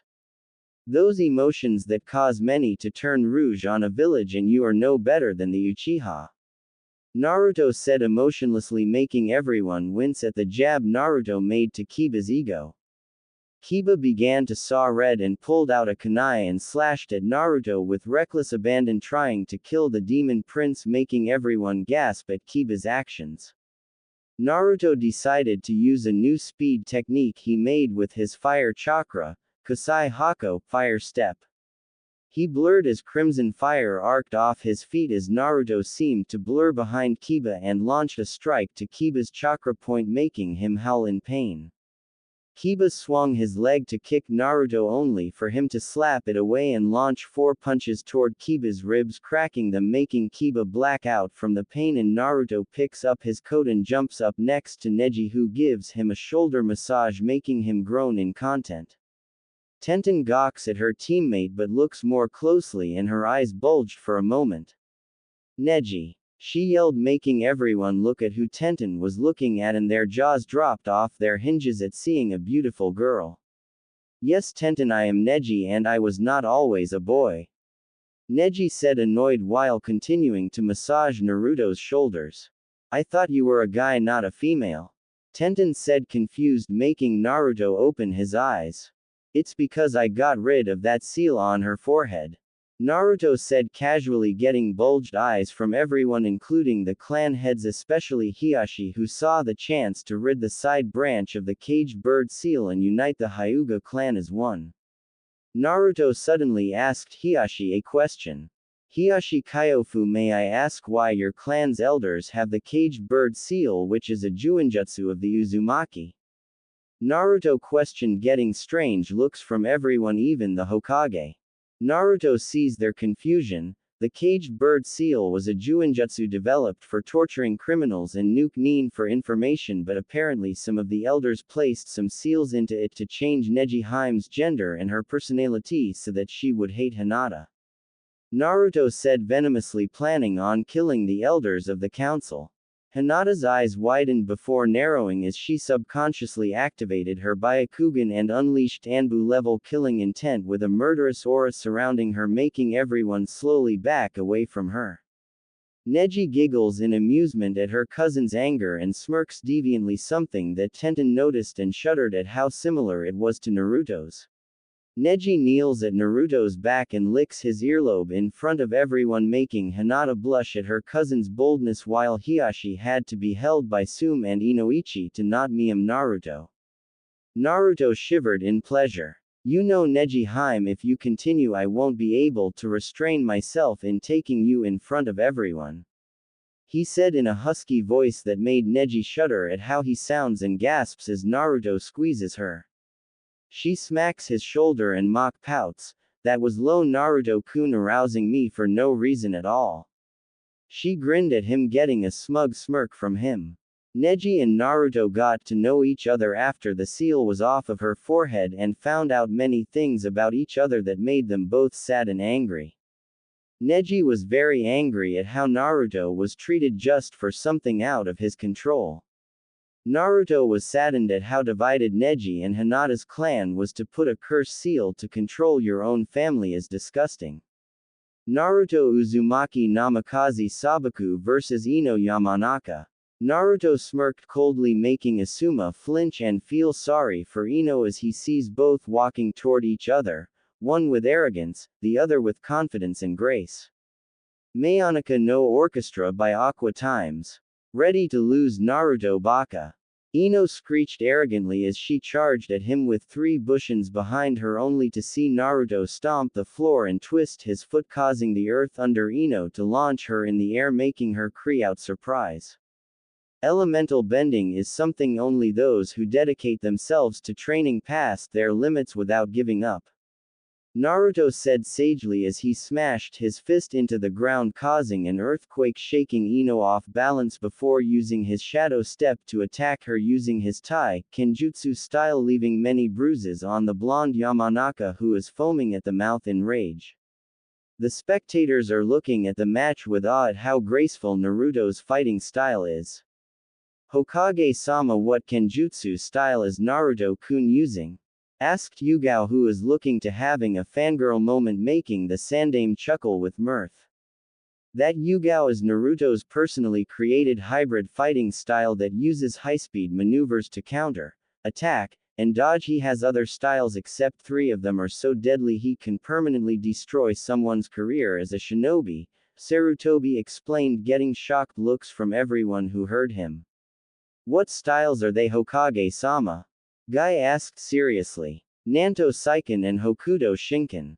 He said in a grim tone, making everyone who heard of that style pale even whiter. Even the Oto Junin is sweating. Hokage-sama, how did Naruto come into possession of the most deadliest taijutsu styles known to man? He can practically kill someone with using only his fists," said a hysterical guy who knows how dangerous those two styles are. Guy, Naruto has already mastered the styles and has it to the point where he can do crippling blows, Sarutobi stated quickly, seeing the terrified looks. Naruto's fiancées watch the fight from the upper levels and are shocked at his speed and reflexes. "I really hope none of Gigi's idiots try to assassinate him, otherwise Naruto-kun is gonna tear them apart," she muttered, rubbing her face. The others nodded in agreement with Kuretsuchi's words. Naruto is beyond the ability of a cage, that is definitely for sure. Naruto uses his sheathed sword to bat away any launched kunai before spin-kicking Ino into the wall, knocking her out completely, ending the match before teleporting next to Kuretsuchi and the others who crowded toward him, looking him over for any injuries. "Himes, I'm fine. Ino didn't land a scratch on me, okay?" he said calmly, causing their worry to dissipate, getting nods before watching the rest of the matches that were no fun. "Elite Junin Naruto Namikaze, your undercover mission is complete," Sarutobi announced, getting wide eyes from the genin and others while Anko is looking at him with a lustful grin. Naruto notices her gaze and smiles at her, making Anko have a pink hue on her cheeks. Suddenly he teleports next to her and placed a palm on her shoulder, making Anko give him a surprised look until it morphed into pain. Naruto activates his human path and uses it to pull out a black substance from the seal on Anko's shoulder until it forms into an orb, making his eyes narrow. "So this is Orochimaru's 10. No Juin, glad I had the idea of using my soul-stealing abilities," he muttered before crushing the sphere, only for a scream of rage to erupt from it. The Oto Junin looks at Naruto with rage and vengeance in his eyes before shining away with one last thought: "I swear I will make you suffer for messing with my seal Namikaze." The man hissed inwardly, not seeing Naruto's smirk. Anko looked at him with tears in her eyes before hugging him like a lifeline, afraid to let him go. Shish, it's alright Anko-chan, you don't have that stupid seal anymore," he said soothingly to Anko, who suddenly gives him a kiss on the lips, stunning him. "Thank you Naruto, Jiraiya always said it couldn't be removed," she said lowly, getting a quirked eyebrow. "He said that because he's perverted, too damn lazy to study the damn seal," Naruto said in exasperation at a Sannin being so lazy because of her own rank. Naruto listens to the Sandame's speech on the final round for the exams, getting some cries of outrage and nods of understanding from the more calm-headed ones before telling them to take 2 months to come up with different tactics and train more. Naruto heads to the Hokage Tower since he felt some people enter with the Hokage a few minutes ago, and leaves in a blaze of azure blue flames, getting jealous looks from the Junin. Hokage Tower . Naruto appears in the Hokage's office only to smack away a hand with a swirling sphere in it, making his eyes narrow into slits, making the others flinch back at the coldness in his eyes. "Someone's being quite jumpy, aren't we, Ero Sennin?" Naruto said sarcastically, making the women snicker at the jab toward the man's skills. Says the wannabe ninja who probably won by luck. Jiraiya shot back pathetically, making Naruto quirk an eyebrow before disappearing in a blue flash behind the Toad Sannin, making him gasp at the wind-covered Rasengan position to drill him in the back. "I already have surpassed 2 San in his own jutsus thanks to my inhuman learning rate. It wasn't hard to figure the Rasengan out since it was basically a cage-level chakra control exercise." Naruto shrugged, seeing their baffled looks. "Am I so guess you mastered your father's flying thunder god jutsu?" asked a multi-hair-colored woman with cold eyes.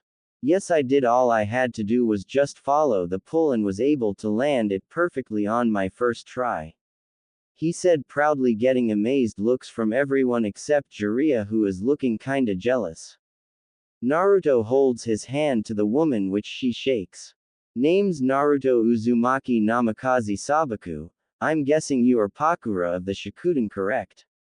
he said, getting a slow nod from the woman. You know, Pakura, I won't betray your trust, so no need to look at me with such coldness. I know what it's like to be discriminated against for something out of your control, he said sympathetically, getting a look of understanding from the woman.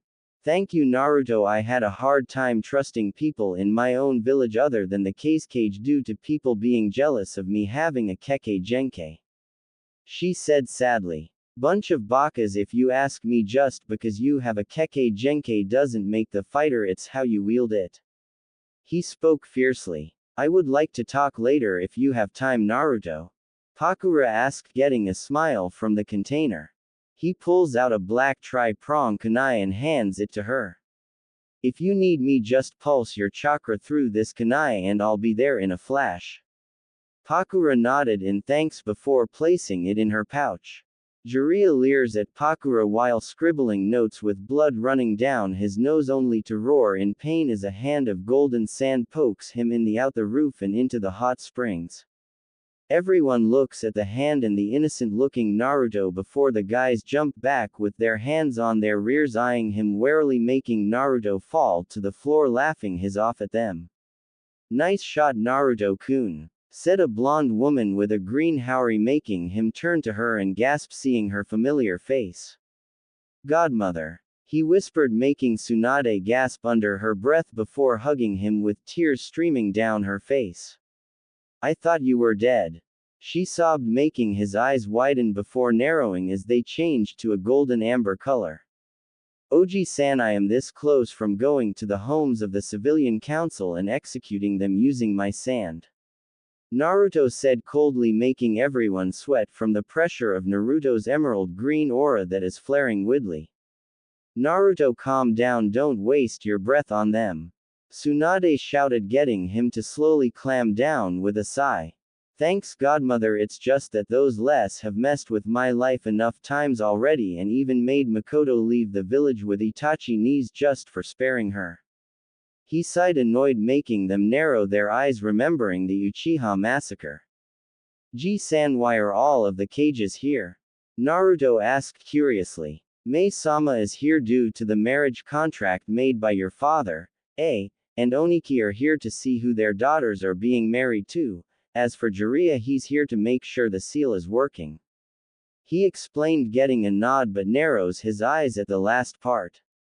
Sorry, Ji-san, I know he is your student, but I am not letting someone like him mess with something too made. He is already too lazy that Anko-chan didn't get her curse seal removed earlier, he said heatedly, getting looks from Tsunade and Shizune.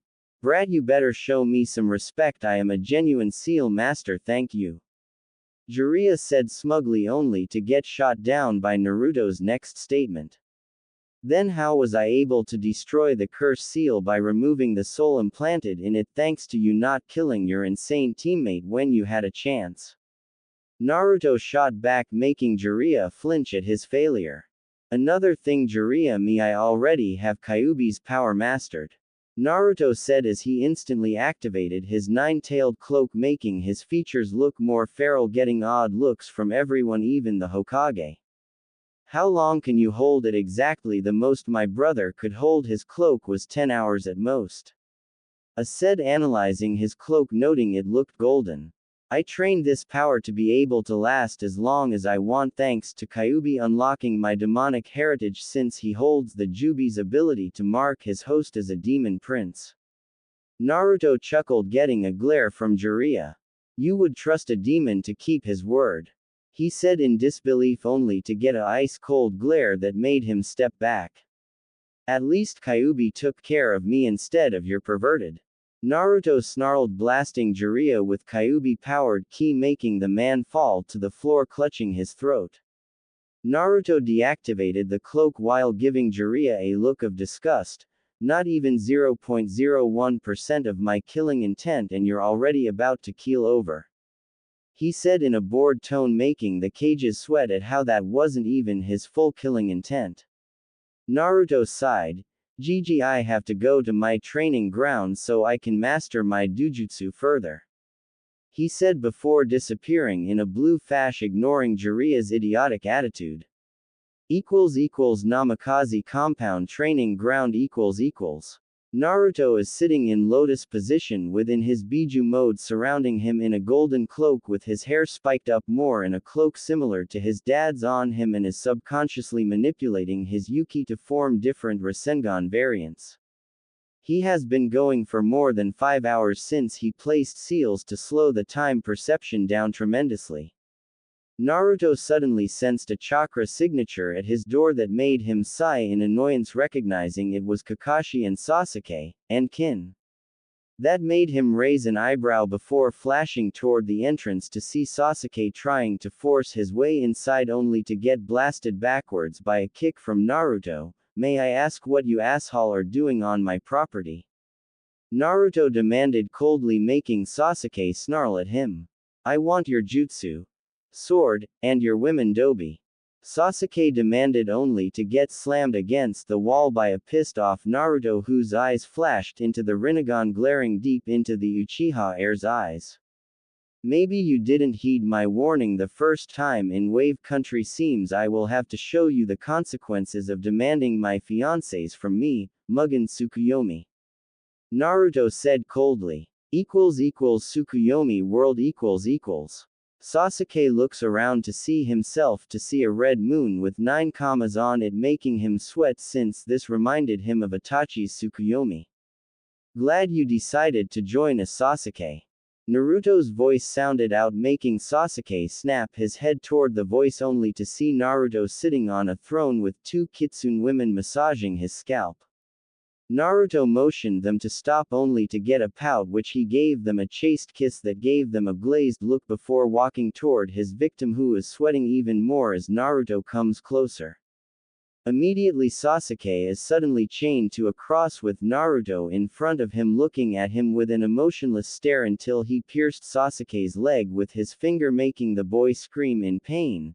"That was the pain for causing me misery along with your lapdogs in the academy," Naruto said in monotone before pulling out Black Sun, with clones appearing around Sasuke with the same weapon.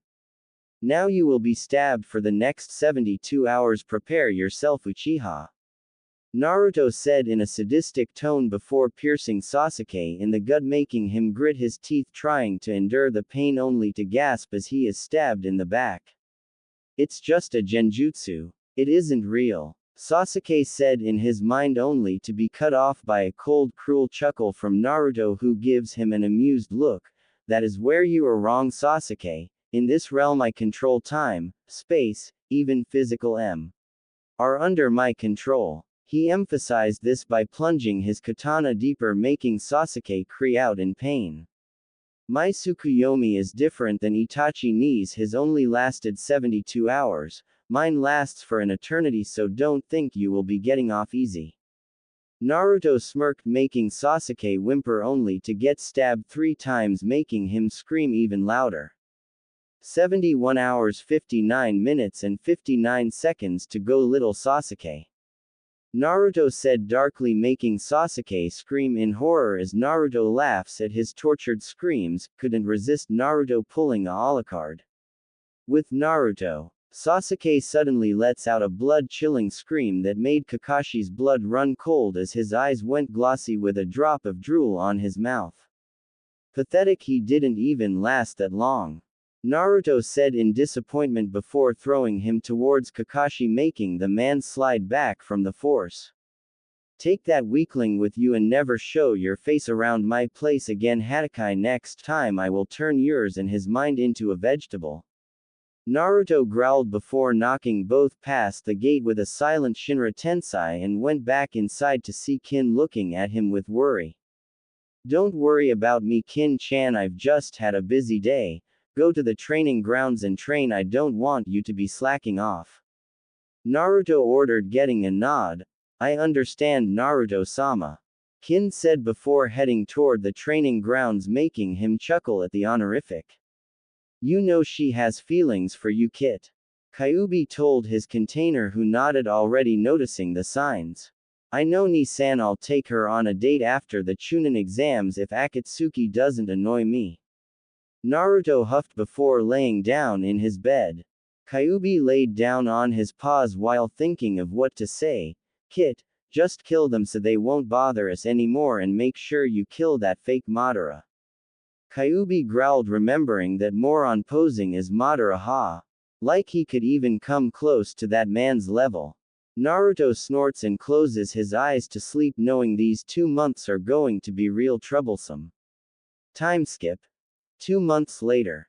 During the 2-month time period, Naruto decided he wasn't going to slack off, so he trained himself non-stop, only stopping to eat, drink, and sleep and train. He also worked on his Yuki control till he could form the Biju Dama with only a little bit of Yuki.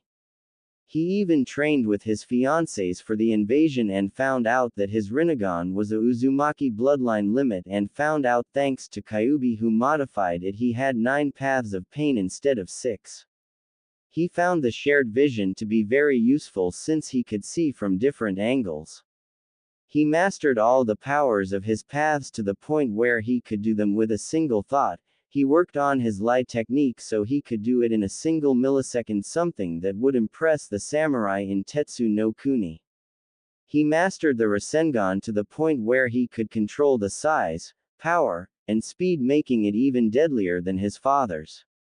Minato would be crying man tears from his son's prowess in ninjutsu. He also honed his skills using his aura and taijutsu in conjunction, creating a very deadly combo that would destroy his opponents from the inside out or cause them to implode, getting praises from his brother figure Kyuubi that made him swell in pride, but not where he got arrogant. Kyuubi reminded him of that painfully. He also had a mock spar with his fiancés, and let's just say he was cackling madly since they couldn't hit him, ending up with them chasing at him screaming vengeance, which amused him. He also got to know much more about his godmother and her apprentice Shizune, and found out that, much to his small anger, that Tsunade was lied to about him being dead was none other than Jiraiya, his own godfather. Just because of a prophecy told to him by his own summons that pissed Naruto off so much that it made him activate his chakra shroud, but was calmed down by Shizune much to her embarrassment. Jiraiya tried many times to put a blocker on him so his abilities won't be so great, too bad he doesn't know about his Biju mode's second form. Naruto looked through his family's scrolls for a second summoning animal that was recommended by his friend Kase Taka, the boss summons of the Taka clan, and found the summoning for the phoenixes that had told them that the sage modes for the Taka and Fenikisu clans were the most powerful due to not being limited to increased chakra stores, and enhanced speed, power, and reaction time. They taught their summoners Kenjutsu, ninjutsu from their clans, and their own genjutsu and senjutsu.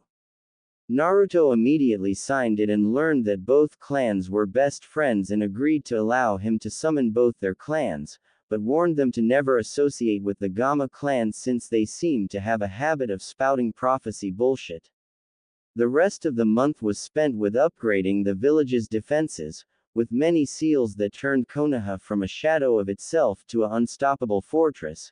Naruto even upgraded the sensor barrier that stretched in every direction to different countries, quite an enormous feat that the demon prince achieved. Kushina and the others finally forced him to relax and take a break since all he was doing was training, which he hesitantly accepted and spent the last few weeks with them. That doesn't mean he didn't slack off. He remedied this by summoning thousands of clones. After a span of 2 months was where the final event will begin. Chunin Exam Finals. Naruto looked down at the third match with boredom as he watched his cousin Kankuro act in a match with Aburame, shaking his head at the puppet user's overconfidence, and saw Crow stab Shino multiple times only for him to disperse into many bugs that quickly latched onto the chakra strings, causing a distracted Kankuro to pass out from chakra exhaustion. Winner: Shino Aburame. Genma announced, getting roaring approval from the audience at a good match, but there were some boos because of Shino's bloodline, making him frown in distaste at the stupidity of these people. Naruto decided it was illogical to make those who don't understand see the light. Damn, now I'm starting to sound like Shino, he said sarcastically, getting snickers from the other Junin. They suddenly freeze as a hand of earth shot out, pointing their fingers near where the sun don't shine, making them sweat badly since they have been on the receiving end of that move many times. Naruto smiles sweetly. Now what were you going to say? The Junin laugh nervously before bolting out of there, with Naruto watching with amusement, taking note of the cage's dry looks, making him look at them with an innocent look. What? He asked innocently. Don't you give me that innocent look, Naruto-kun. Pakura mock scolded, getting a pout from Naruto, who suddenly smiles seductively, making Pakura shiver all of a sudden. You know. Pakura shudders as she felt Naruto's breath on her neck. I wonder when's the last time you loosened up. Naruto breathed in her ear, making her blush, matching that of a tomato, making the cage snicker before looking away when she glared at him. Naruto suddenly looked down at the arena and scowled as a whirlwind of leaves manifested in the center of the arena, revealing Kakashi and Sasuke back to back, looking smug all of a sudden. G-sama, allow Sasuke his match. I want to see his futile attempt to even harm Gaia. Naruto smiled coldly, getting evil grins from the others. Genma, allow the Uchiha his match, even if it is just a futile one. Hiruzen smirked, seeing their angered looks, giving himself a mental pat on the back for his taunt. Kakashi looked at the Sandaime in shock and tried to plead to him, but all he got were cold sneers, meaning this old man wasn't going to bend over backwards for the Uchiha. Kakashi gritted his teeth before body flickering up to the stands with the rest of the Junin, who are giving him disappointed looks, making him growl before glaring at Naruto out of the corner of his eye, who had a smirk that said, "This payback bastard. Uzumaki's always get even, always." Genma looks at the two contestants with a bored look before raising his hand and swinging it down in a chopping motion. Hajime. He shouted before shining next to Naruto and Kushina. Sasuke smirks before blurring at low Jonin speeds that only made Gaia raise an eyebrow, amused, before blocking a punch and slammed an elbow into his before shifting on her left foot and launched a roundhouse that shot Sasuke back towards the wall, forming a crater. Is that all, Uke-tem? I thought you boasted about being a god after you tried to save your own neck by using my fiancé as a human shield. Gaia said venomously, her eyes changing to a golden four-pointed star boring into him. Everyone who heard this glared at Kakashi and the Uchiha. Most of it was the shinobi, while the civilians were shouting death threats to her about insulting their Uchiha-sama. Naruto and the others look at the scene with amusement, while the cage gives Naruto a look with mirth in his sea green eyes. It seems my Masumi has been affected quite a lot, wouldn't you say, grandson? He grinned mischievously, making Naruto's eye twitch in annoyance, making the others snicker. Naruto suddenly smirks evilly. At least I ain't short and limp like someone. He teased, getting snickers from Kushina, Mei, and Tsunade, while the males sulk in the corner. Haha, you just got your asses burnt. Anko cackled with Kurenai and Kin, while Asuma gives them a dry look. Sasuke glares at her in hatred and envy and again runs his mouth. Shut up, you nobody, you're nothing but a bastard child of a backwater village. He shouted arrogantly, not seeing the Junin's eyes widen before a massive killing intent slammed down on the arena. Everyone looked up to see Naruto emitting a green battle aura with his Rinnegan glinting dangerously while smiling demonically. What was that, Sasuke? I didn't hear you correctly. Did you just insult my fiancé's village out in front of me? Naruto said sweetly, making everyone except Kushina flinch and shiver at the sadistic undertone in his voice. Kushina sighs at Naruto's sadistic nature before patting his head, instantly causing the crushing pressure to dissipate, giving everyone a chance to breathe, while Naruto sighs, "Thanks, Kushi-chan," he said boredly. Gaara shakes her head before flipping through one-handed seal, stopping on the dragon seal, Doden, Taju Doryuden no Jutsu. She shouted as the 5 massive earth dragons emerged from the ground, making Sasuke curse as he barely dodges the earth dragons, while the last one manages to clip his leg, making him scream in pain. You damn bitch, I'll make sure you suffer in front of your pathetic fiancé. He yelled only to get a snort from her, making him glare at her even harder before black markings start to spread across his body and a chaotic purple chakra to explode off of him. Sasuke begins to laugh insanely, getting narrowed eyes from everyone while giving glares to a sweating Kakashi who didn't think his student would resort to that. Sasuke suddenly flipped through 3 seals for gripping his hand as a chirping sound caused everyone who recognized that jutsu to snap their eyes toward the insane Uchiha to see him holding a black ball of lightning in his hand. Naruto narrowed his eyes into slits. It seems, Sasuke has not heeded my warning the last time I put him in that genjutsu, but to use this jutsu against Gaia. It seems he is hoping for death, he said in a calm, cold tone, making everyone nod before glaring at a nervous Hatake. I finally get to have some revenge on the Dobi of a Namikaze by using your cold, dead corpse as an example. He sneered, only getting blank look before blurring out of view, and suddenly Sasuke's world suddenly exploded in pain as he coughed up blood from the fist in his gut, from aboard Gaia.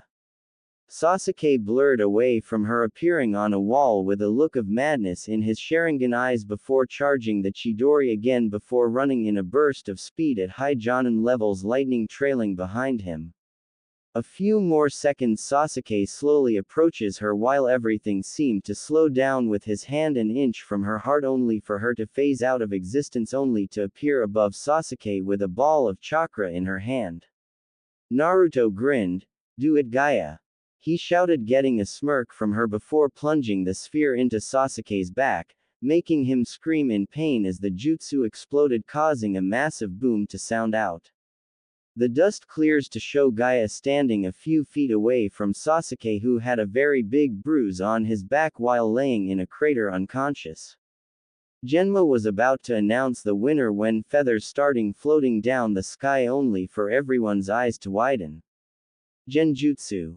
They instantly dispelled it as a huge explosion sounded outside of Konoha to see a bunch of huge 3-headed snakes stalking toward the gates with a large army of Odo Nin trailing behind them, looking ready to fire off jutsu after jutsu. Naruto suddenly smirked. Hey guys, why don't I introduce you to my new summons? He said sweetly, making everyone pray for the slaughter that's about to commence. Naruto bit his finger and flipped through 5 seals before slamming his hands on the ground. Naiju Kuchios. He shouted as large clouds of smoke blasted everywhere, only to get blown away by a screech to reveal something that made everyone pale. 2 birds, but not any normal birds. There are the boss summons of the legendary Phoenix and Taka clans, Fenikisu, and Taka, the boss of summons that surpass any contract out there, with Naruto standing in the air between them with crimson red marking around his eyes while the irises look like a blazing gold. Kushina gasped, getting everyone's attention. Kushina, what is up with Naruto's eyes? They look different. Tsunade asked, only to get 2 words that made them grin. Senin Moto. Fenikisu looks at his summoner out of the corner of his eye and smirks in pride at how quickly Naruto mastered their arts. Well, it seems you have surpassed my expectations yet again, Booyah, he said in pride while Naruto gives him a smirk before his hair suddenly flashes into a bright gold with electricity sparking around and his eyes turning a blazing scarlet gold, with his energy blasting off him like a flame piercing the heavens.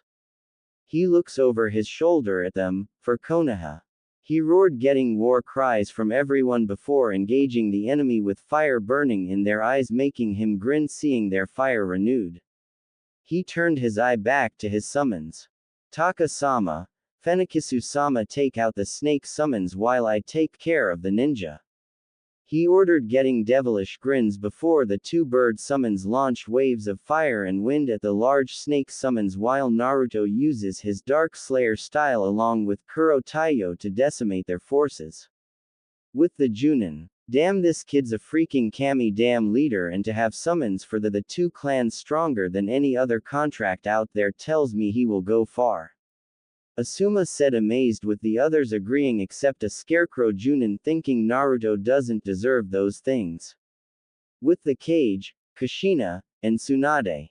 Kushina sliced Oto Nin's head off while her chakra chains pierce whatever comes close while keeping her eyes out for anything that seems hostile while grinning madly. Yoden. Yokai no Jutsu. Mei's voice shouted before a colossal wave of lava hit a small group of Oto Nin, melting them, instantly getting a whistle from her, knowing that's gonna hurt. Nice shout, Mei-chan. Kushina chirped, getting chuckles from everyone who knew she always lifted the mood even when in battle. They turned to see how Naruto is doing and blanched seeing him flashing from one group to another, leaving sliced and headless bodies. My Kami, even Minato wasn't this fast and deadly in the war. A whispered, getting nods from everyone who knew how deadly the Hiraishin was during the war. Naruto suddenly appeared next to them, his body sparking with red and black lightning.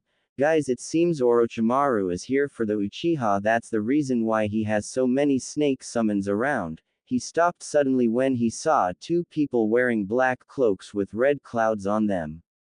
One had white beady eyes of a shark with blue skin, holding a bandaged Zanbeitu-like sword on his shoulder, grinning with bloodlust. The shorter one had an impassive look on his face, his eyes holding disappointment and sadness, 3 tomos in his eyes. Hoshigaki Kisame and Uchiha Itachi, what are you two scum doing here? Naruto scowled, activating his Senin Moto for the Phoenix clan, making him look more menacing. We are here for the Kyuubi, Naruto-kun, Itachi said in monotone. Naruto's blade suddenly burned with black flames, making everyone shiver, seeing how his eyes seems to glint deadly that would make Madara Uchiha piss himself in fear. Tell your organization that Kyuubi ni-san will not be leaving me ever unless you want me to come after you and your bitch buddies in my Biju mode. Naruto narrowed his eyes dangerously while flooding the area with killing intent that made Itachi frown. I'd thought you would have wanted to get rid of Kyuubi, Naruto. Itachi asked carefully, getting a snort of amusement from Naruto. Whatever gave you that idea, or was it something your masked freak of Uchiha calculated ever since Zetsu, who is hiding, spied on me when I was little? Naruto chuckled in cold amusement, getting wide-eyed looks from both Akatsuki members. Naruto looked at his blade in fake reminiscence.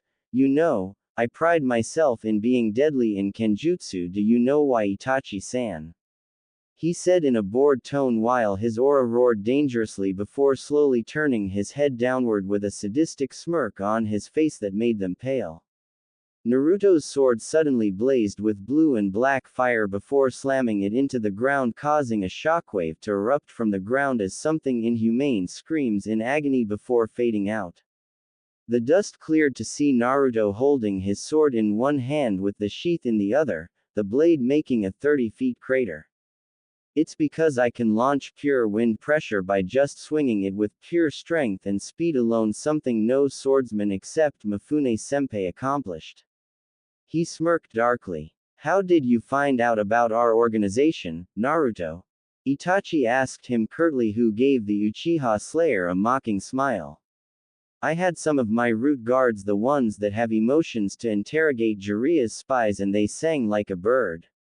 Naruto said with mirth in his eyes while Itachi narrowed his eyes when he spoke of Root. Where is Danzo? Itachi said coldly, only to get a look of dark glee. Executed by yours truly. Naruto grinned, showing his sharp fangs while everyone looked at him shocked eyes. Itachi looked furious. Why did you kill them? He grounded out, wanting to know the reason for executing loyal Konoha civilians. Naruto gave him a pointed look.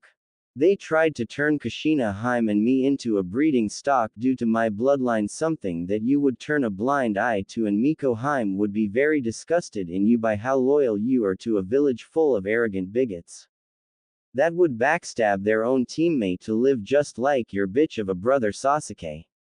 Naruto hissed while unconsciously channeling Kyuubi's chakra. Everyone, even Kyuubi, was scared of the hatred in his voice while Kenshiro gave his little brother a sad look. It seems he reached his breaking point till he couldn't take it anymore. Stupid humans, and you call yous Biju demons. He thought bitterly at how Naruto was treated. Your father would be very disappointed, Naruto. Itachi scolded, making Kushina's eyes widen in horror, looking at Naruto in worry, who had a stony expression on his face till his eyes flashed into the Rinnegan, glowing dangerously. My father would be absolutely disgusted with how far this village has fallen. Every one damn day I had to train myself till death to do what I wanted after I found out the reason I was hated. Naruto snarled with a dark look in his eye, making everyone, even Orochimaru, who stood on top of Manda with Kabuto, flinch, while Fenikisu and Taka looked at him sadness. Naruto continued, I wanted to kill myself because of the beatings, so I would not have to suffer any longer. Kushina looked horrified at this with tears in her eyes, while Tsunade had looked at him with a haunted look in her eye to think he suffered this badly. Kisame looked at the boy with understanding eyes, knowing what it felt like to want the suffering to end, to be free.